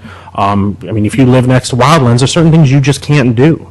But if you live downtown, there are a lot of other things you can do. If your home is 2 stories, it's different than if your home is 1 story. So I would like to give people a lot more flexibility, but I would like to require that they hit a minimum threshold that is above what we do today. So that's kind of where I'm looking at. And I know it's going to take a couple months for Mr. Valley to figure it out.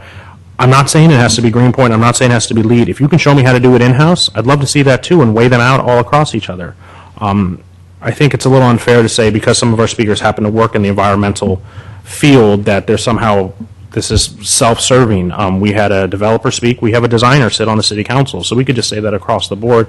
I think people do what they're passionate of, and that's why these people come forward to speak, not because it's money in their pocket, but the job that they do is something they love, so they're going to speak out on it whether or not it has to do with money in their pocket or not. I was there at the San Mateo Sustainable County Awards when Mr. Crabb got his award, and I remember I went up and congratulated him, and the one thing he said to me is, we could do this in San Carlos. And that spoke to me, that he could do this amazing affordable housing unit in Daly City, but we're not doing them here. So I think there's a lot more we can go. So I would like to see staff go back and come to us with more options, look at green point, and Mr. Valley, if you don't agree with me, show me why it doesn't make as much sense as doing it as in-house. And if we can do it in-house, let me know how much it's going to cost, let me know how much time it's going to take, but show me whether or not we can do it in-house. But I'd like to give people more options, but I want them to have more sustainable homes and more green homes. And I think maybe that's where Mr. Olbert was going as well. I don't know if I paraphrased it well, but if you want to chime in a little bit. Yeah, I think I'm pretty much in accord with what you were saying, Mr. Mayor. There's probably a couple of little things that where we differ on, but the main thing is I would like to see staff study the issue and come back with something that's a little different flavor than what we have here in front of us tonight. Now, I don't know if there's a third voice or fourth or fifth voice in the council that's willing to do that, but that's what I'd like to see happen. And my last comment, and I understand that the state is going to mandate us to do all of this eventually at some point, and so there's a saying, well, why don't we just wait for the state to do it? But that's like saying, well, cigarettes are going to be illegal in 4 years, so I'm going to keep puffing away for the next 4 because they're eventually gone anyways. We're still doing damage today, so I'd like to do the best we can to be sustainable now, and if the state comes and says we're going to do more than you, then so be it. But if we can get another person to agree on some sort of consensus moving forward like this, I think we can get a report back from staff in a couple months on what another option would look like. So if I may, is the proposal to ask staff to go back and revisit this? Yeah. I'd be in favor of that. Okay. Mr. Grisilli, Mr. Grocott, would you like to add anything in? Well, I have no problem necessarily having staff do that again, but I did ask how much time and how much money and how much, it takes away from something else they're doing. Secondarily, all these things I asked Mr. Valley this morning, and that's why I appreciate what he came back with. Even in these 6 things, how much does it cost? As you mentioned about certain costs, for the person who, in other words, if you have choices, that's great, but the mandates, like here, if we mandated all 6 of these, it was going to cost X dollars for Mr. Smith or Ms. Jones to come in and do this. And it's dollars. You have to weigh out the economic benefit of, or the environmental benefit versus the cost of people saying, this is a little too expensive, never mind. Absolutely, and that's what I think what we're talking about is it gives people that option. One of the things Mr. Valley said is you can get a point for putting mulch around your plants, right? Yes or no? Yeah, and that's very low cost. So people will have the flexibility, the people who can't afford as much. We're not going to mandate 6 things going, you got to do them whether you like it or not. It's let's look at all of it. Well, like I said, I always look to staff, and again, there's only so many hours in the day they have to work. So, I mean, they've got a lot of projects to do. We have the 6-month goals, et cetera, et cetera. If it's possible to do, that's fine. That's why I asked how long it was going to take, because in the interim, we're not going to have, we're not going to do anything. But in the interim, we have the ordinance we have now. I understand. I'm just saying. So you said how many months, Mr. Valley? 3 or 4 months? 5? And I'm not going to hold you to it, but... Let's say 4 to 6 months, and what I would like to do is, all things considered, this is not a bad idea. I would like to engage the green community and actually ask for their assistance in developing this, similar to what you gentlemen have just mentioned. I would like to basically have them provide staff with some direction here as well on what might be the best. But in that same breath, I want to make it very clear that there are other stakeholders here who will be involved as well. Absolutely. Yeah. And I'm not saying to erase this recommendation either. I think this comes back as one of a possibility. So if we can't come to an agreement, this does come back, I would imagine. But, doing things better than what we're doing right now, I'm all in favor of that. So, Mr. Grocott and then Mr. Olbert. So I'm trying to understand then, if we had this, menu of to select from, and what does that do to the point system? How does that affect the 15%? I imagine Mr. Valley would bring back options so they don't maybe have to meet the 15%. They can do other things. You would have to meet Cal Green and Title 24. No matter what, you have to do those, and I think you're good. Because I think one of the things, as I asked Mr. Valley about earlier, is this 15% is going to get, if we're always 15% above, and then the CEC is changing what that above is, it makes it much more difficult. And, at some point you're going to be looking at rigid board insulation in attics in order to get R50. Yeah, and so, that's one of the things I imagine Mr. Valley will bring back, but it will hopefully allow more flexibility. And also, if I may, through the chair, I don't know what staff will bring back, but Mr. Grocott, I was thinking actually that one of the potential advantages of a point-based system is that we would actually have the opportunity to get away from a threshold plus 15% to avoid the problem. Yeah, and if we you're could talking do about. that, then I think you introduce some choices. It's it's beneficial, and especially again since they're going to be changing that, and that 15% is going to be more difficult to reach. If we maybe abolish that and go to something else, then So we don't have to keep chasing the rabbit. If I may, Mr. Mayor, the only other comment I wanted to make was to second, I forget which one of my colleagues said this, but it occurred to me in studying this issue, there's also, totally aside from ordinances and regulation, there's a tremendous opportunity here for education. And I actually don't know what we do as a city right now, but I really hope that there will be an opportunity when people come in to pull permits and whatnot, whatever the ordinances end up saying, we can provide them additional information on other things that they could do. Now, part of that would be inherent also in a point system with options, but part of it also could just be educating the consumer. I think that actually has a big effect. And on that note, I believe there is one program through the schools where the kids go home with a checklist and rate out their house, so it teaches them about ways to be more energy efficient. If I may, I don't know, I'm dating myself here, but many years ago there used to be a program where every year they had us students in grade school go home and be taught by our parents how our houses were fire safe. And I learned many years later that the whole purpose of the program was actually not to educate the students, it was to bug the parents to make their homes fire safe. You know, Mr. Mayor, speaking of education, just a very quick story. At church this weekend, we were eating food, and all the food was coming in these little styrofoam bowls. And I told some of the members, they make material. They make these bowls in different kinds of material that's recyclable, and these plastic spoons we're using, they make these out of cornstarch, and they biodegrade very well. So you might want to look at doing that. And they were very open to the idea. So education can go a long way. All right, so staff, I think you guys have your direction, so we'll see you guys back in a handful of months. Okay, moving on to item 9A. Receive the presentation on the city's capacity assurance report, which is required by the consent decree to be presented to the San Francisco Baykeeper on March 31st, 2012.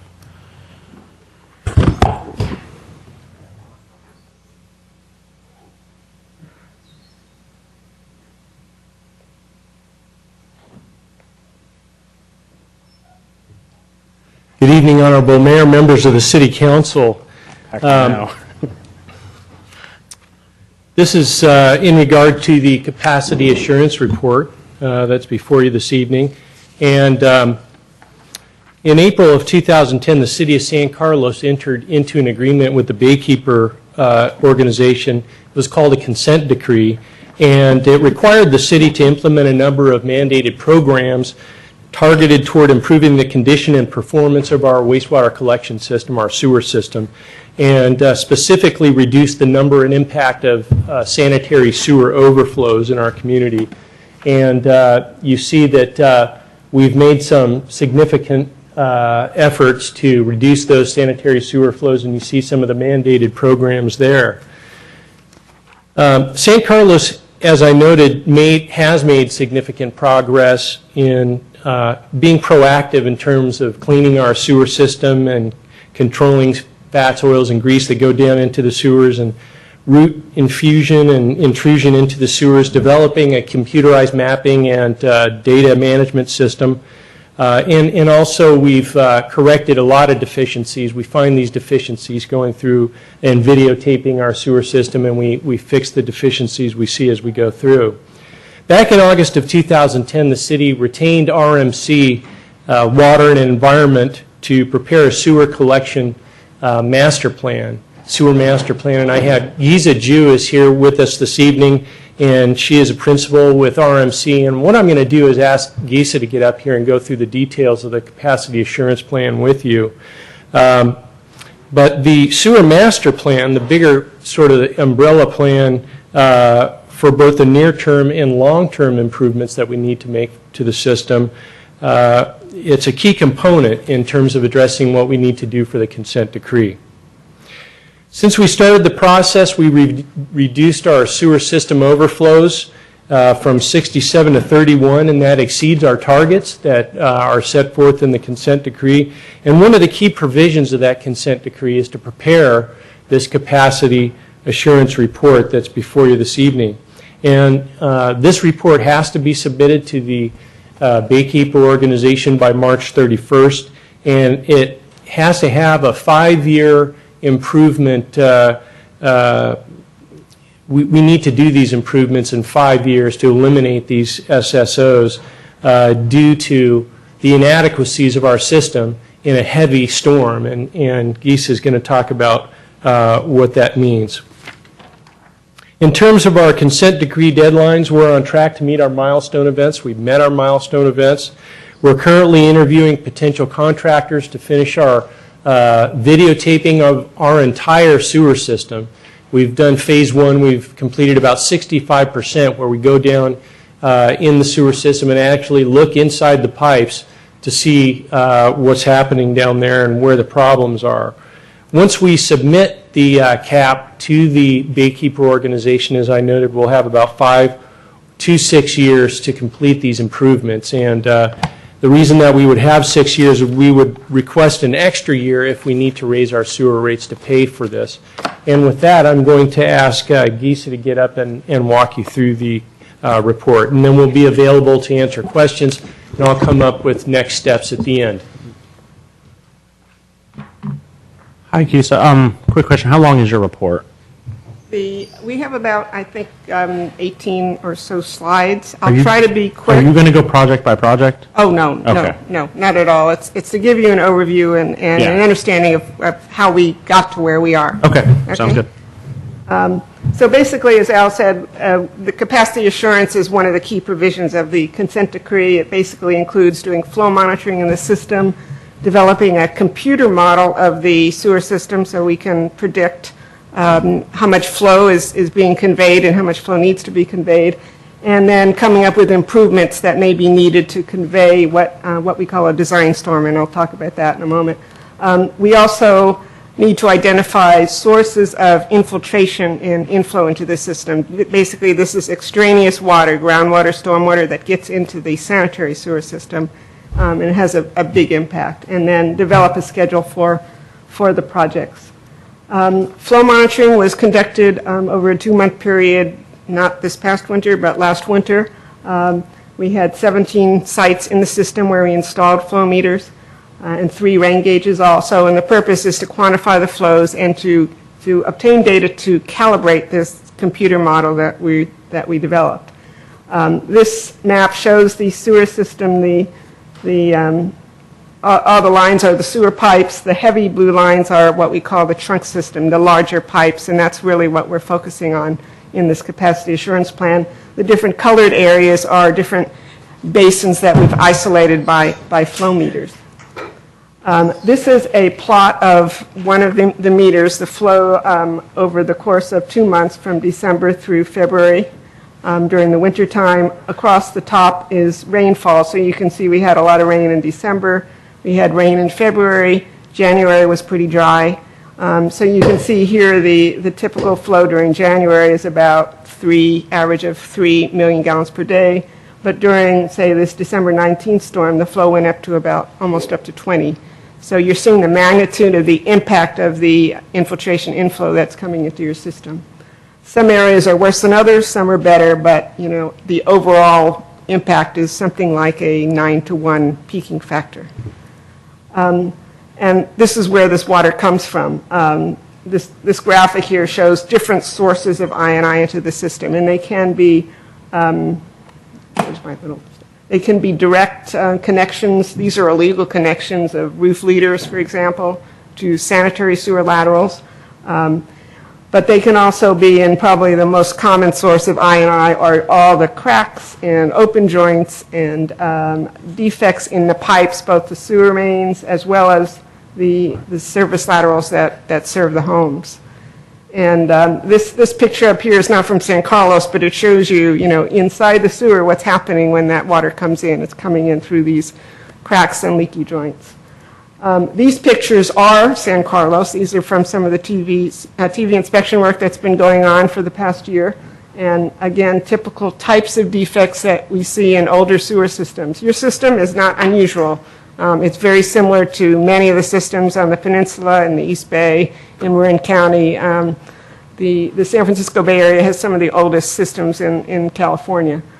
So these, again, are the sources of infiltration as well as, other things like root intrusion that cause blockages and sewer system overflows even during dry weather.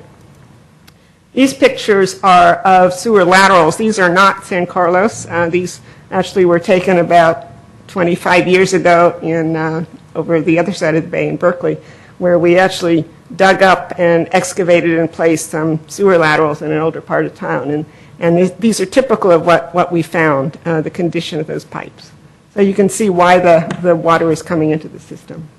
So to conduct this capacity assessment, we use, as I said, a hydraulic model, a computer model, and we simulate in that model what would happen in the system under a large storm event, which is called a design storm. So this particular design storm, which is mandated by the consent decree, is what we call a 10-year return frequency event, 24-hour duration. This storm would be expected to occur on the average of once every 10 years. So it's a large event.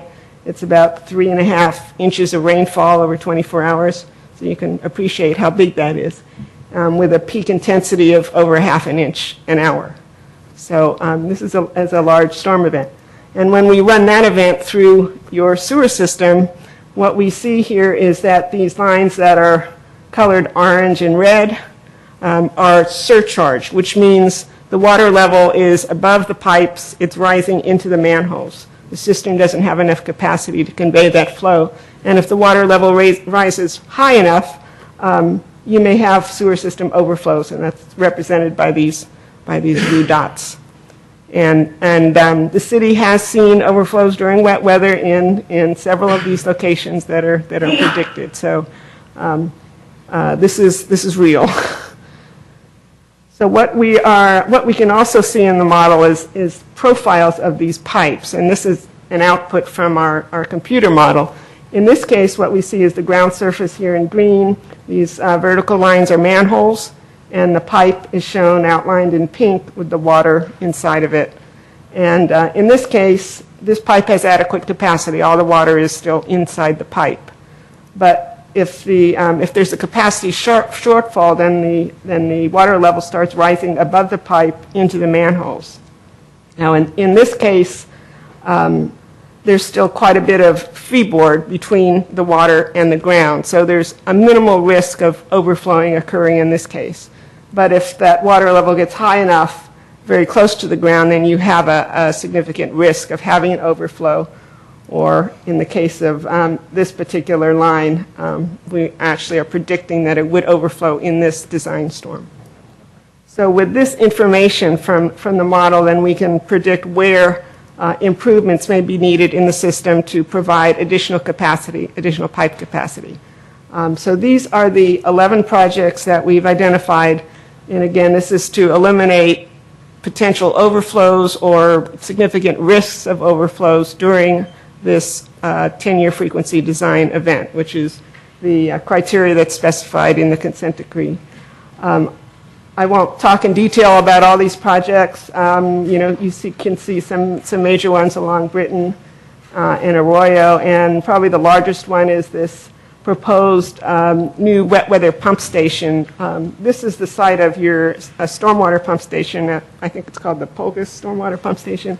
There's also a very small wastewater booster station there, but what we're proposing in lieu of basically having to put in new pipes down Industrial Road all the way to the San Carlos pump station, put in a wet weather pump station here, and a force main, a smaller diameter pressure pipe that would go to the pump station. That is probably the largest of all of these projects.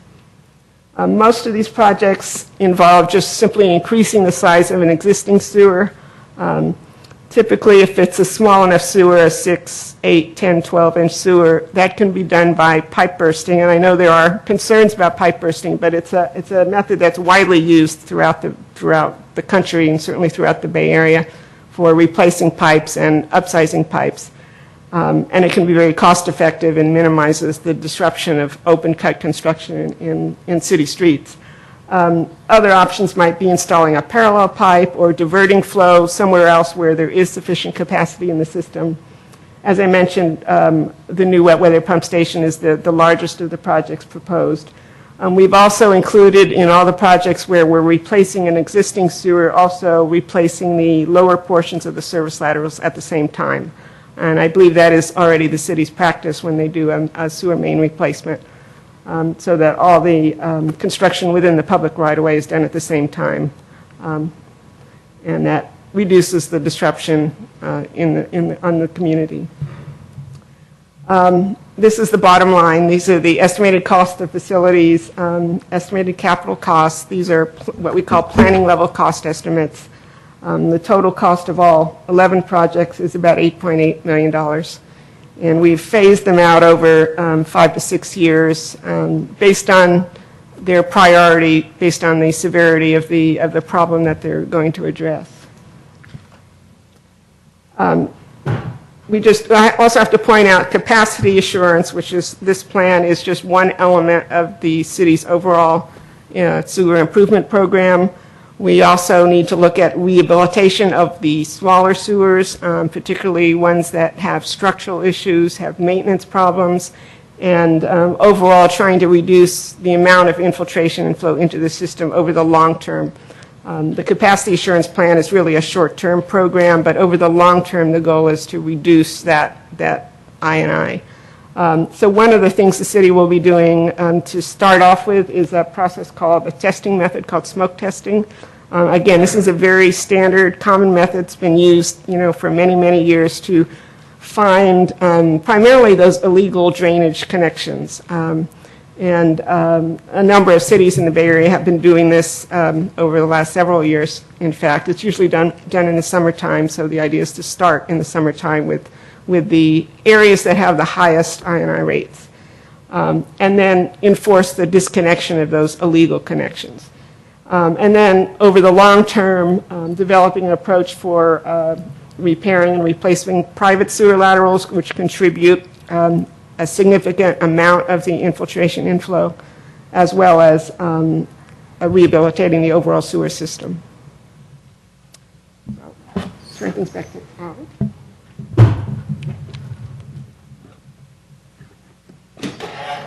Thank you, Gisa, and members of the council. In terms of next steps, we're talking about submitting this report to the Baykeeper organization by March 31st, and then in the next few months completing the sewer master plan and incorporating some sewer improvement projects into a capital improvement project. And we need to develop some kind of a financing plan to handle this big project in our city. It's an imperative project. And so that's what we're going to do. We're going to come back to you. We will need to go out and hire an expert in this area to assist the city in developing this program. And there may be a number of different methods in terms of how the city pays for this. As Gisa noted, we'll also conduct the smoke testing in the summer and fall of 2012 and initiate a design program for the highest priority projects. And that concludes the staff presentation. We're available to answer any questions. Thank you, Mr. Survey. Are there any questions? Mr. Ursilli? I just have one question. Mr. Survey, I see pump station in there. Is this in any way connected to SBSA, or have we talked to them, or is this a separate little station that won't even affect what we're doing down there? It is a pump station that would pump, I think as Gisa did note, it would pump the sewage to the station, and we would coordinate. Because I saw we're building a new one supposedly, and I know, and I just want to make sure that we're in communication with them relative to all the construction that they're doing down there. Absolutely. Okay, thank you. Yes. That's all. That's the only concern, because I deal with that on a monthly basis too. So I want to make sure we one won't hand's surprise talking to them. the other hand. Thank you. Mr. Robert? Yes, thank you, Mr. Mayor. Mr. Survey, one question I had was, are there any lessons learned from the process of having the consulting firm go out and do the study here, where other cities have used this and used the information and then found out that they've learned something from doing the actual construction or the post-construction experience? I guess what I'm getting at is not that I have any belief or any concern that the numbers aren't perfectly valid, but I'm sort of asking myself, well, actually, how do I know that as a council member, other than the fact that staff is telling me? And one of the ways would be to say, well, how accurate have they ended up being when used in other jurisdictions?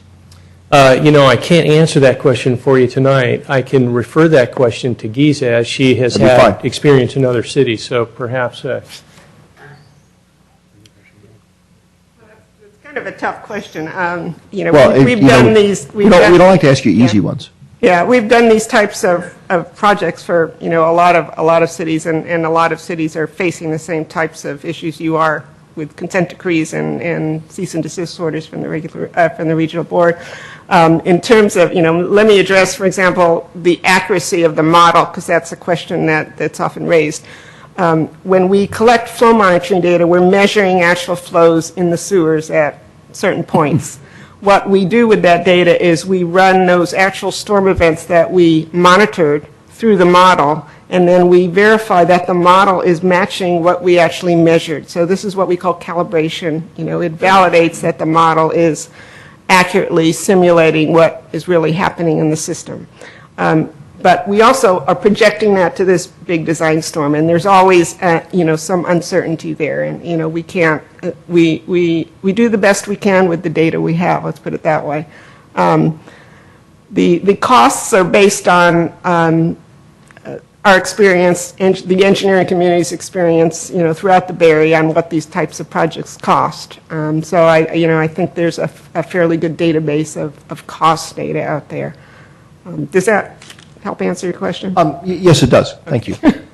And then I'll just add one other brief comment, Mr. Mayor, if I will, which is this actually was something I had talked to Mr. Survey about before I knew that it was coming up on the agenda, and I really hope that we will find a way to commit ourselves to making all this stuff happen, because infrastructure issues like this are not sexy. They don't get people to show up at meetings, but they end up being very important to the welfare of the community over the long haul.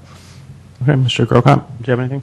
Yeah, I had a couple of questions. First one is, I'm just curious, before Baykeepers came along, how much of this plan and so forth were we already in the works for? Was this on our radar screen to do this kind of study and so forth? I would say, from my personal experience, again, I've been the acting director for almost a year now. What I know is that we did maintenance, ongoing maintenance of our system, and we did point repairs, meaning we repaired small fractures and things like that. So we did maintenance, but we didn't have an overreaching plan to address the sewer system as a whole. It was always seen as just almost like our storm drain system, quite frankly. It's a massive public improvement project that would be millions of dollars. It's a huge project, so it just wasn't undertaken. And that's the way, and I think Giza referred to, that cities kind of got pushed into doing this, perhaps for the better in some cases. The other question I have is, you mentioned we already have a stormwater issue, and I'm curious if we're going to do repairs and prevent water that is stormwater from going into the sewer system and then, causing overflows at manhole covers and so forth. It's not like preventing it from going into the stormwater system will erase it. It's still going to show up someplace. So has anybody looked at how that might exacerbate our stormwater issue that we already have, or does it all, pardon the pun, does it all just come out in the wash anyways?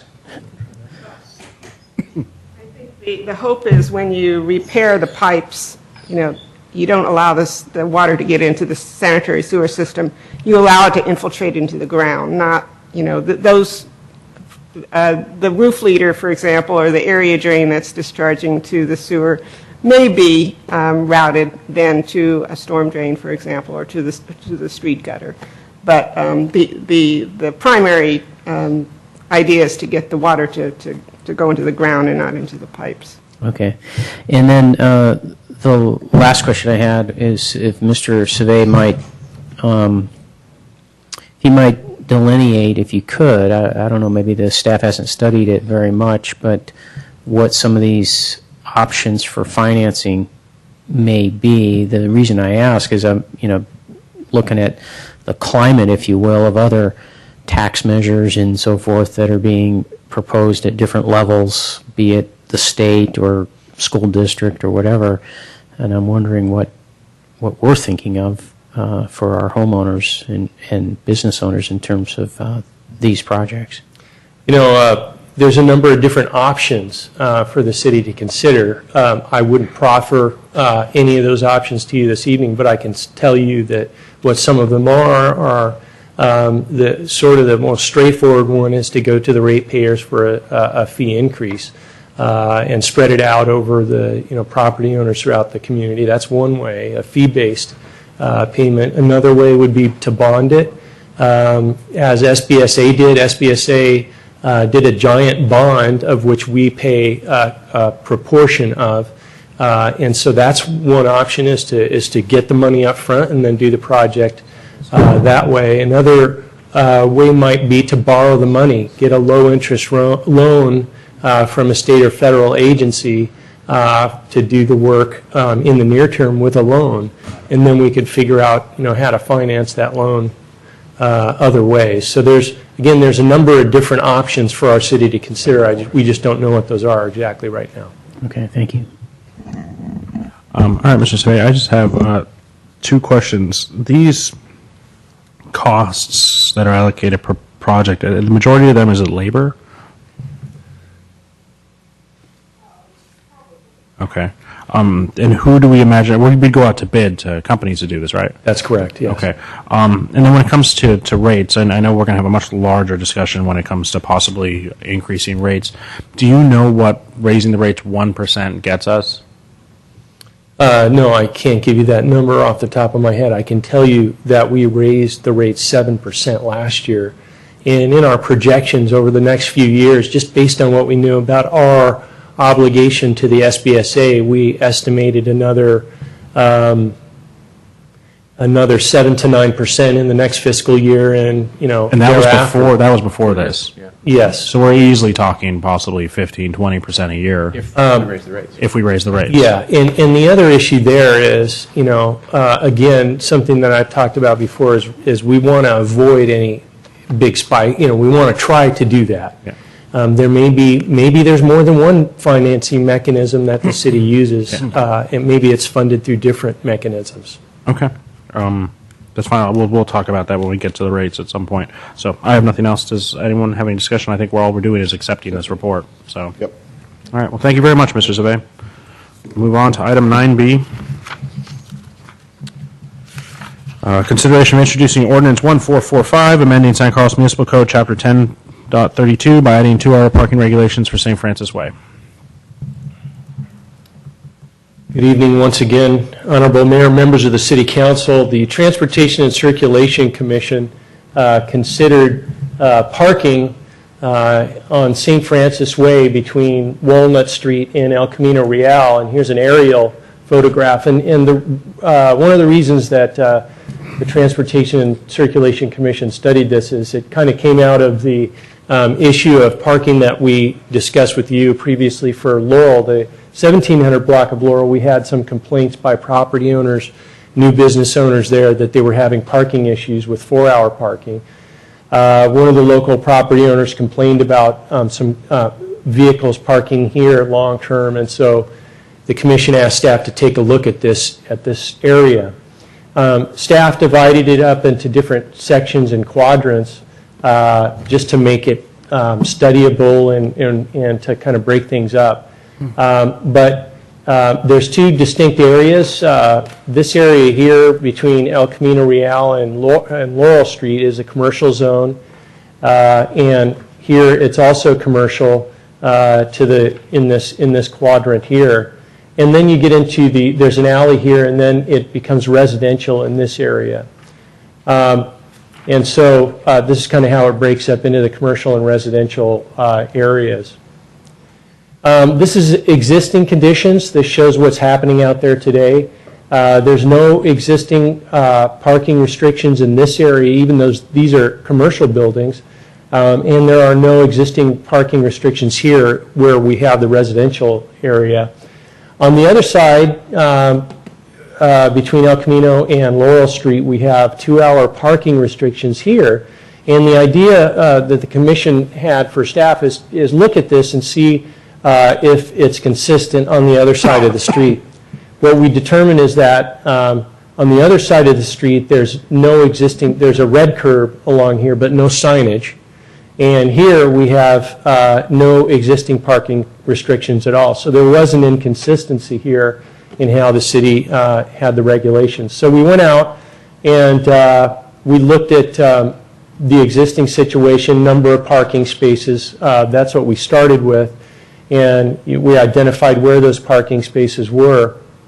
And then we went out in November and did a parking study. Primarily, we studied this area here because the most conflict really resulted in this area, because if we were concerned at the staff level that if we established parking restrictions here where there was none, would that potentially result in commercial vehicles, retail vehicles, and customers parking in the residential neighborhood. So we concentrated our study in this area. We did look at parking turnover in this area.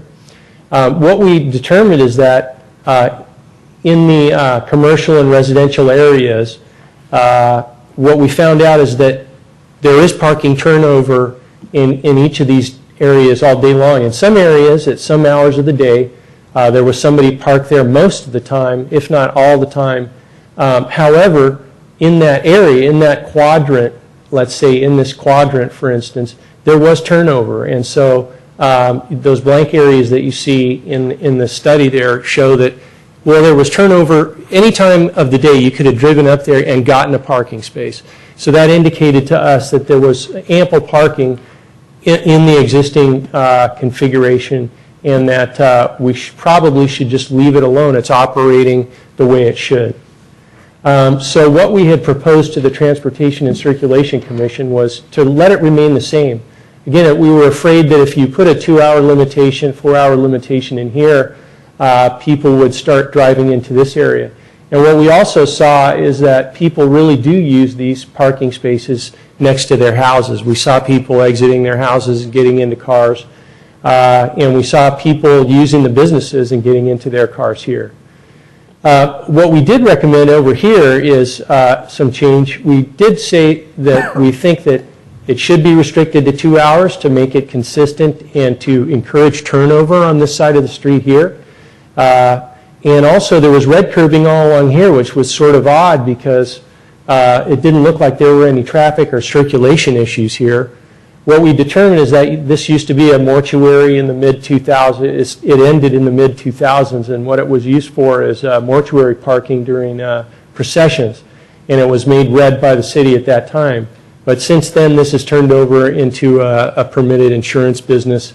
We've talked to this business, and they're okay with us opening this up, and we would open 3 to 4 parking spaces by removing the red curb here. So we were adding to the commercial parking, while the Transportation and Circulation Commission is recommending 2-hour parking. So, Mr. Savay, that's the only recommendation, is to change that? That's correct. Okay. So that is the only recommendation that the Transportation and Circulation Commission is recommending to you based on this whole study, and that concludes the staff presentation. Great, thank you. Are there any questions for Mr. Savay?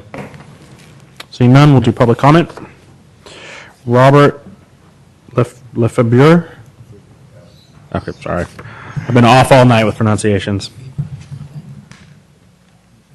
Mr. Mayor, members of the council, I reside at 1648 Walnut, which is in between St. Francis and Central.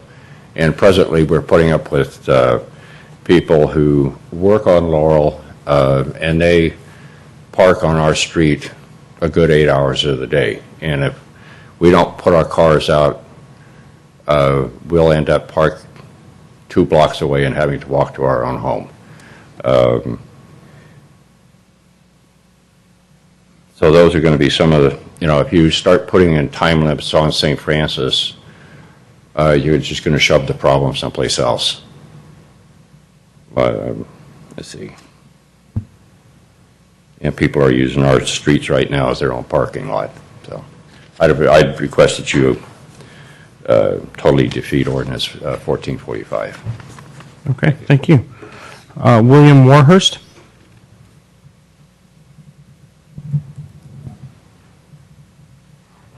Thank you. I'm Bill Warhurst. My house is shown on the photograph, I'm in what they call the northwest quadrant, the second house on Walnut, and I second completely what Mr. Lefevre said. We do presently have the employees of Laurel businesses parking their vehicles on Walnut. They can, that's not being changed by this, but the staff is right. If you were to change the parking restrictions in what he called, I think, Section 2, you will force more and more parking into the residential areas. We have plenty of it. There's about 3 to 4 cars parked daily in front of or immediate across the street from where I live. My real concern is with the circulating proposal to make a restaurant where the hardware store used to be, and they're putting in some parking off, on their own land, but they also have to open a driveway, which will take away parking. So this area, I think, is going to become a focal point in further discussions. I think you'll be hearing more about the problem, but there's a great concern already that we're at reasonable capacity from the businesses there and their employees, and that we should not be, as the staff has already pointed out, doing anything to make the situation worse for the residents. Thank you. Thank you. We can open up for discussion. Mr. Holbert? Actually, can I ask a quick question of staff? Sure. Mr. Savay? Mr. Savay, just want to make sure I understand the proposal that staff is recommending in aggregate, in net, what will it do to the number of parking spaces? Because you'll be opening up spaces along that currently red striped curb. That's correct. And putting signage to make it consistent. But what will it be doing to capacity? It will increase the capacity by 3 to 4 parking spaces. And it would only have been if we looked at the other option, which staff is not recommending, that there's a potential for, that was the one that staff had identified as the potential for pushing cars into the residential area. That's correct. Okay. Thank you. And just to clarify, it's the Transportation and Circulation Commission that is making this recommendation. Thank you. Mr. Savay, that's a follow-up then. Looking at the St. Francis and closest to El Camino, that section right in front of the Allstate building, how many parking spots are there? There's about 2 to 3 in here. Okay, so I those, guess 3. those Yeah, are you can see 3 their cars. spots that are currently zoned nothing. They can park all day long there if they want, and those will go to 2 hour. That's correct. And then we're going to add 4 or 5 that don't exist at all, but they'll come in as 2 hour. That's correct. Okay. So the only major change is in front of the Allstate building, because I mean it's not a change if you bring in new 2 hour parking that didn't exist. It's a benefit, but it's the 3 spots in front of the St. Francis. We're talking about 3 spots that we're going to change from all day to 2 hour. That's correct. Okay. That's my only question. So anyway, unless anyone else has any questions, we can start some discussion. Does anyone want to start with discussion? You're going to close the public hearing? Oh, is it a public hearing? No. I just new business. Sorry, I thought it was a public hearing. No, it's not. Okay, so we can start some discussion. Well, Yeah. the net, I'm thinking if I'm Joe Smith and I park down, I'm trying to figure out what people are going to do. The advantage I see to the neighbors, and again, I'm not saying I'm positive on this, is we're going to open up 4 spots that didn't exist. So 4 people could theoretically park. The downside of that, of course, we're going to limit them to 2 hours. And then the 3 people that parked in front of the white zone, in front of the Allstate, are going to have 2 hours, so they're going to be moving their cars somewhere. With 2 hour parking, I don't know. I mean, you're adding spaces, but it's just a matter of how far people are going to want to walk, I guess. If they're going to park on Walnut to walk down, or just keep moving their car around. I don't know. It's also probably sort of driven by what the motivation for the parking is. If somebody's a customer, that's one thing. If they're an employee who's going to be working there all day, that's different. I know. And I don't know that it's going to, I don't think the problem that the folks on Walnut have now it's not going to improve in any way, shape, or form by what we're doing here. I don't know if it's going to get worse, because I keep looking at additional parking, but again, it's limited to 2 hours. I'm not sure if that even affects the folks, because really the employees are parking there. I guess it's a matter of if those 3 people, and I assume they would be, employees parking in the white zone, have to go somewhere. Yeah. So, anyway, just verbalizing what I'm trying to balance off here. Mr. Collins? Just to clarify again, how many total increases, or was it 4? 4 or 5. 4 or 5. It's about 75 feet, and you need about 23 feet per vehicle. But if you have smaller cars, you get more cars. So yes, about, I'd say anywhere from 3 to 5 cars. Are you going to mark it so that? No. It won't be marked. So if 5 cars can squeeze in there, that'll be 5 cars. They can get in, that's fine. All right. But if we do nothing, if we leave it the way it is, then nothing happens on Walnut, right? Right. And, we don't believe that this will create any more problems on Walnut anyway. I mean, from a staff perspective, in our recommendation, in our study, we spent a lot of time out there.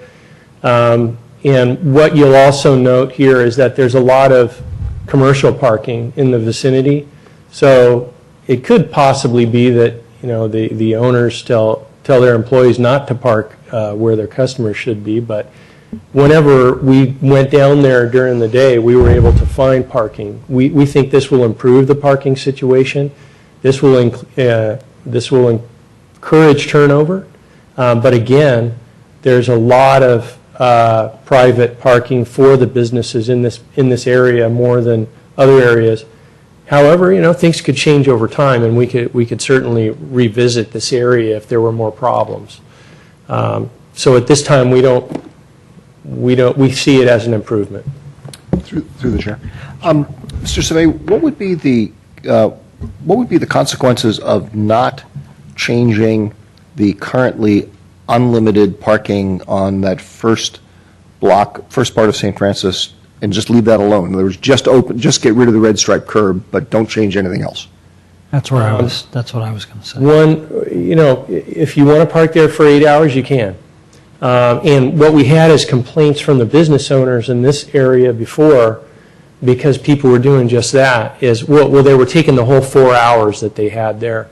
And so the employees were using, it was more likely that the employees were using the public parking for their purposes. I'm sorry to interrupt, but let me make sure I understand. Yeah, sure. That almost sounds to me like, reading in between the lines, the business owners were saying, gee, I'd like those spaces on the streets near my store available for customers, and so I want my employees to go park someplace else. Exactly. Which presumably would be in the residential areas, which is... While, you did hear from the residents there, and, you can see from this aerial photograph that, there is some parking that probably occurs like that in this area, but the majority of people are parking in here. And the business owners were complaining that there wasn't enough turnover. The 2 hour, we went from 4 hour to 2 hour in this vicinity of Laurel to encourage the turnover. So I guess if you left it the same, it would just allow people to park there all day. There would be no restriction. There would be less turnover. Yeah, in effect, through the chair, piggybacking it, basically what you do is those 3 people, whoever they are, who park on the white zone, are going to just stay there. But what you're basically doing is, we're going to have 3 to 5 more spaces for short-term spaces. I mean, I don't think there's a problem. I mean, I don't know I don't know that there's a complaint on that first. In other words, I guess what I'm trying to balance off. Opening up new spots for 2 hour parking isn't going to affect the residents. Mm-hmm. That one red zone is not going to affect them because you can't park there now. Mm-hmm. It might affect them positively, but I doubt it because people are probably employees. But if you don't change but by changing that little, I know it sounds maybe stupid, but changing that white zone could possibly impact them because the people that would park there are parking there forever, and they would move somewhere. So I don't know that. I sort of agree with you in a way that if you just leave the white zone the way it is, or pardon me, that area unrestricted, you can park whatever. I have a question. Mr. So you mentioned there was 4 hour parking before, and now it's been taken away. Where was the 4 hour parking? 4 hour parking was in the 1700 block from St. Francis all the way to Eaton. Okay, and now it's 2. That's correct. I even wonder how the homeowners might react to this. I know for myself, I live in a downtown area, and I have 2-hour parking in front of my home, and especially on the weekends, it can get to be a real irritant when you have to, move your vehicle just because. But if there were, I've often thought, like in the area where I live, if there were 4-hour parking in front of my house, I come and go often enough, even on a Saturday, that if it was 4 hours, it's not an issue. 2 hours is an issue. And it at least encourages people, like employees, they at least have to go move their car, if it's not unlimited. So I don't know if that would, be something to look at or not. At least, and if we were to look at that, I would suggest we do this first and then see what kind of reaction we get. And if it becomes a problem for the residential area, maybe we try something for a 4-hour parking limit as I don't know if you can do that as a temporary thing or as a period. Just experiment with it and see what kind of reaction you get from the homeowners and the people who use the front of people's homes to leave their cars all day long. Just a thought. I mean, it just brings up, this is going to be a continuing issue on south of Britain on Laurel, because this area was never meant to be our downtown. Our town was never supposed to get this big, and I mean, I don't think we have a public parking plaza south of Arroyo. And, I've been there nights, it's very good, the office is right off screen here. I think it was Mr. Collins's campaign kickoff night. I had to park in the neighborhood about 2 blocks in because there were so many people there. And that's just it's unfortunate because we're stuck in a balancing act between business and residents and what works. But it's true the businesses were the ones who complained about 4-hour parking, but it was their fault. Their employees were parking in front of their businesses, and then they got upset about it, and they wanted their employees or other people's employees to move off. But there's nowhere else for them to go. At least when I was a kid, I worked at the mall, and employees weren't allowed to park in the first 2 stories of the parking structure. We're only allowed to park in the 3rd story, but at least we had somewhere to park. These businesses are telling their employees, you can't park on Laurel, you can't park on St. Francis. There's nowhere else to park. These people aren't taking the bus there. Everyone's driving there. You see it happen on Laurel Street all day long. You see the hostesses jump out of the restaurant, move their car across the street, and go back in. So I don't know if there's an easy fix on this one. I think adding parking helps. And I don't know if the 3 cars are going to be that big of a deal, but I just think this is going to be a continually ongoing issue. I just don't know where the fix is.